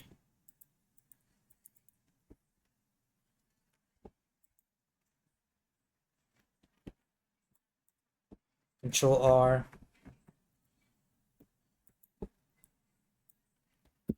Yeah. Yeah, I have no idea how the heck he's even doing it. I might, I'm gonna have to give up again. We were seeing progress until. I'm not trying to target anybody, but it's not that I'm not understanding the concept. It's because the guy, yeah, he did not explain though. In that selection state. So I hit I, and wherever my cursor is, it's now going like, where do you want to put this inset? Okay. Act or do that a single. Yeah, kind of. And you know things to do with it. I mean, it does, but you don't know what it's going to do. And it just can make things look a little ugly. Endgone is kind of like a dirty word in 3D space. It's like, oh, you never want to have an end. Alright, he said, well, it says here in the subtitles. Middle click. I have no idea what the heck is this guy even doing. Gone. They are actually useful. You have, it has to know what to do. And generally, if there's like faces that are made up of 4 vertices, this is getting complicated, I can tell. It knows what to do. It makes it like nice and smooth. But the moment you have a face that is made up of more than 4 vertices, it's called an endgone. And it doesn't really know what to do with it. I mean, it does, but you don't know what it's going to do. And it just can make things look a little ugly. Endgone is kind of like a dirty, you don't know what it's going to do. And it just can make things look a little ugly. Endgone is kind of, you don't know what it's going to do. And it just can make things look a little ugly. Endgone is kind of like a... Alright, he clicked tab.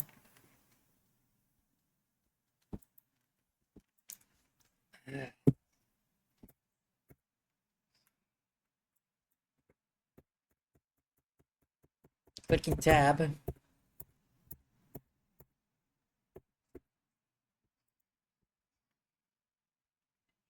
Dirty word in 3D space. It's like, oh, you never want to have an endgone. They are actually useful, and they, do have a purpose, but generally. Oh, this is making me too sleepy. Let's just rely on the photo, shall we?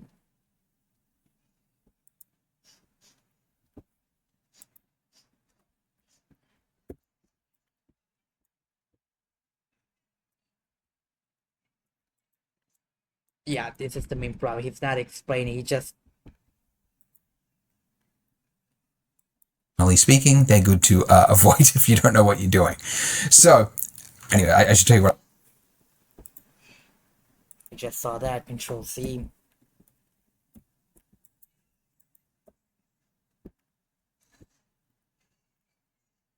You gotta be kidding.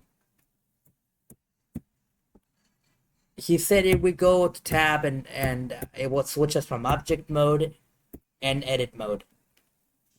Then we go for Control Z. Guess what? Edit mode, object mode. Edit mode, object mode. I gotta be kidding. Would you like to waste a lot of time watching? It's a good YouTuber, I'm gonna subscribe, I love his channel. But at least try to explain. I know there's a lot of keys, but don't just write down in the subtitles, Control Z, then Tab. Like right now, we're trying to do this. I can't. What I'm doing. gonna have The way to search it fix this is elsewhere I need to purpose split. because I have no And it idea just how we can did it. Wheels up, middle click, make things look a little ugly. And tab, wheels up, middle click. I done that, and it does not get me this. So I don't know where he is in the first place. It's in edit mode. We're in edit mode.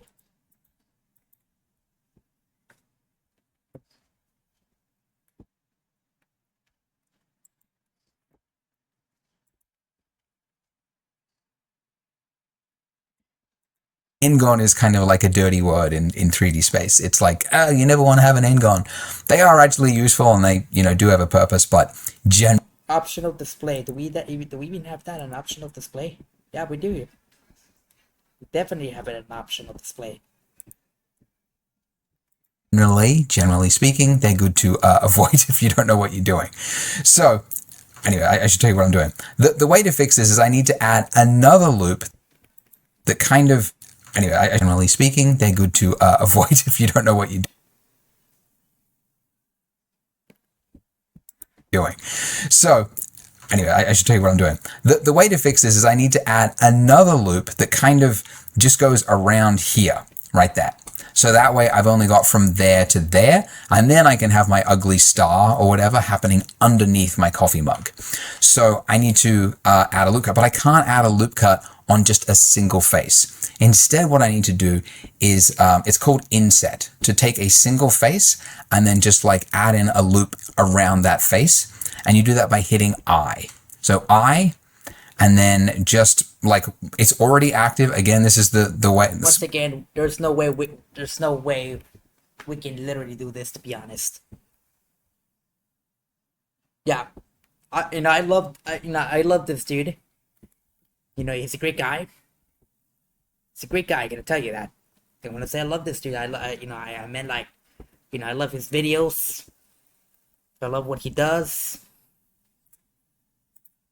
Definitely earned my my subscription. Next time, what I would advise is please, because I'm stuck here, I won't be able to do this, so I'm gonna have to compromise and just leave it. You definitely got my definitely, I really like your videos. Tomorrow we might be doing this Blender basic 3D modeling tutorial for the donut. Let's just finish the remaining video and let's just ditch that. I'm sorry, folks, I cannot do this with you. Why I spent a while to I completely really tried. explain it. The moment you activate a tool, you're already in that selection state. So I hit I, and wherever my cursor is, it's now going like, where do you want to put this inset? Okay. So I'm just moving it back and forth until I get it. How tight do I want this edge to look? Something like that, maybe. I mean, it's underneath the coffee mug. It doesn't really matter that much, but yeah, something like that. And there we go. So you can see this looks a lot nicer. And again, because we are in a lot nicer for you. I'm not saying I'm angry though. But that's a beautiful mug, I can say. Beautiful. I really wish I owned a mug. Wait, I have money. I can go buy mugs. In a non-destructive workflow, I've still got my solidify modifier at the top here, right? I could change the thickness of this. I can make this a really chunky looking coffee mug or a really thin one. And that, so you can see this looks a lot nicer. And again, because we are in a non-destructive workflow, I've still got my solidify modifier at the top here, right? I could change the thickness of this. I can make this a really chunky looking coffee mug or a really thin one. Go for the solidifier.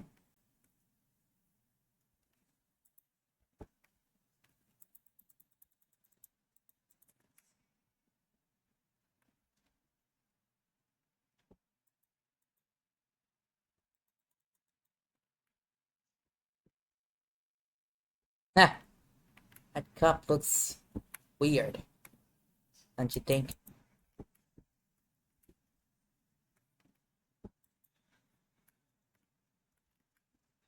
That cup definitely looks weird.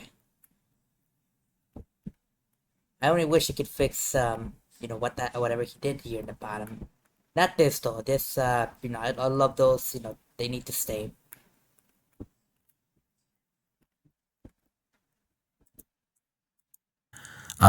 And that is the benefit of a non-destructive workflow. And then I can also change how high res do I want my coffee mug to look. And this is the way to work in 3D. This is the best way to do it because, you know, if a client wants you to change something or whatnot, keeping in a flexible workflow is definitely a good place to be. Okay, so we have created the start of a coffee mug and we have also created a donut. Good time to save. Good time to save. So File, Save As, or Shift Control S, and then Save As. So the way I like to save things, and you might want to copy this, is to, you come up with a name, you know, underscore, whatever, and then you put a number after it. And then you can actually see I've already saved my file. I don't want to override my existing save in case I need to go back to it for whatever reason. So I just want to add a number to it. And in other softwares, you know, you have to come here and you have to type in the number, right? Not Blender.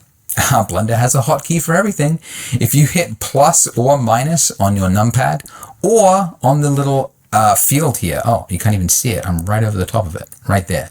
This little field, these little plus and minus, it'll automatically add a number to the end of your file. So that's, yeah, really useful. So I'm just going to add a 2 there. All right, folks, we will watch the videos. I really love how my mug is and everything. So we created the donut and actually practice. But I'd rather not take the risk, and I'm just gonna click Save As, add a file, new folder. I'm just gonna call it practice. Now, you know what, screw it. I'm just gonna call it Blender Original.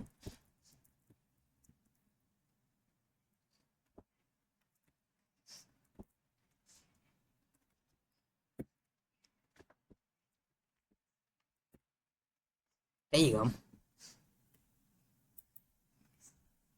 I'm just gonna call it Blender Original Work 1. All clear? Was it saved? I believe so. Let's check it. Check our files. I'm just gonna take its word, I guess. Let's see. Where the heck is... Oh, there it is. Alright, let's test it out. Say we come over here. We wanna open our files. Nice. Whoa, whoa, whoa, hold on, compadre, hold on. Wait a minute. No, no, no, no, no, no, no, no, no, no, no, no, no, no, no, no, no. This, you know, what the heck happened? I thought, you gotta be kidding me. I gotta fix this.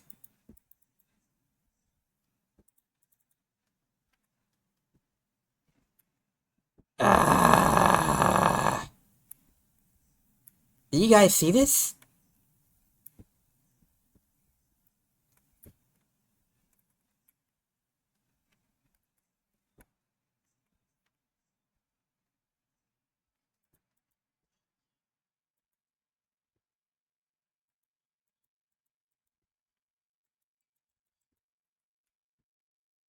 Yeah, screw it. We can fix it later. All clear, folks? Well, since Export Foundation is downloaded, we spent 2 hours trying to learn Blender. And I would say, you know, it's some progress. Time to celebrate. Gonna try to learn some Export Foundation, and we'll start a video like that tomorrow, probably. Most likely, we're gonna go for Blender Part 2 video. I also need to contact this YouTuber and letting him know that I love his videos, what he's done, and everything. I also subscribe. This is OBS. Everything here that you see, it's OBS. You know, this is the software I use. I still do not know how to what is it called? I still do not know how to edit. Usually I have this group right here in order to make videos, but yeah, I don't think I'm gonna make no more Space Engineers. Let's go.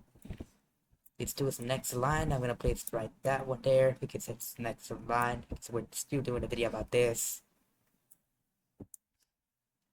Discord. Are we gonna make a video of Discord? No. OBS. I'm gonna place it right there. Theme. So this videos are next in line, I guess. We're gonna be playing that shortly, within a few days. Export Foundation, we might do it tomorrow in the afternoon.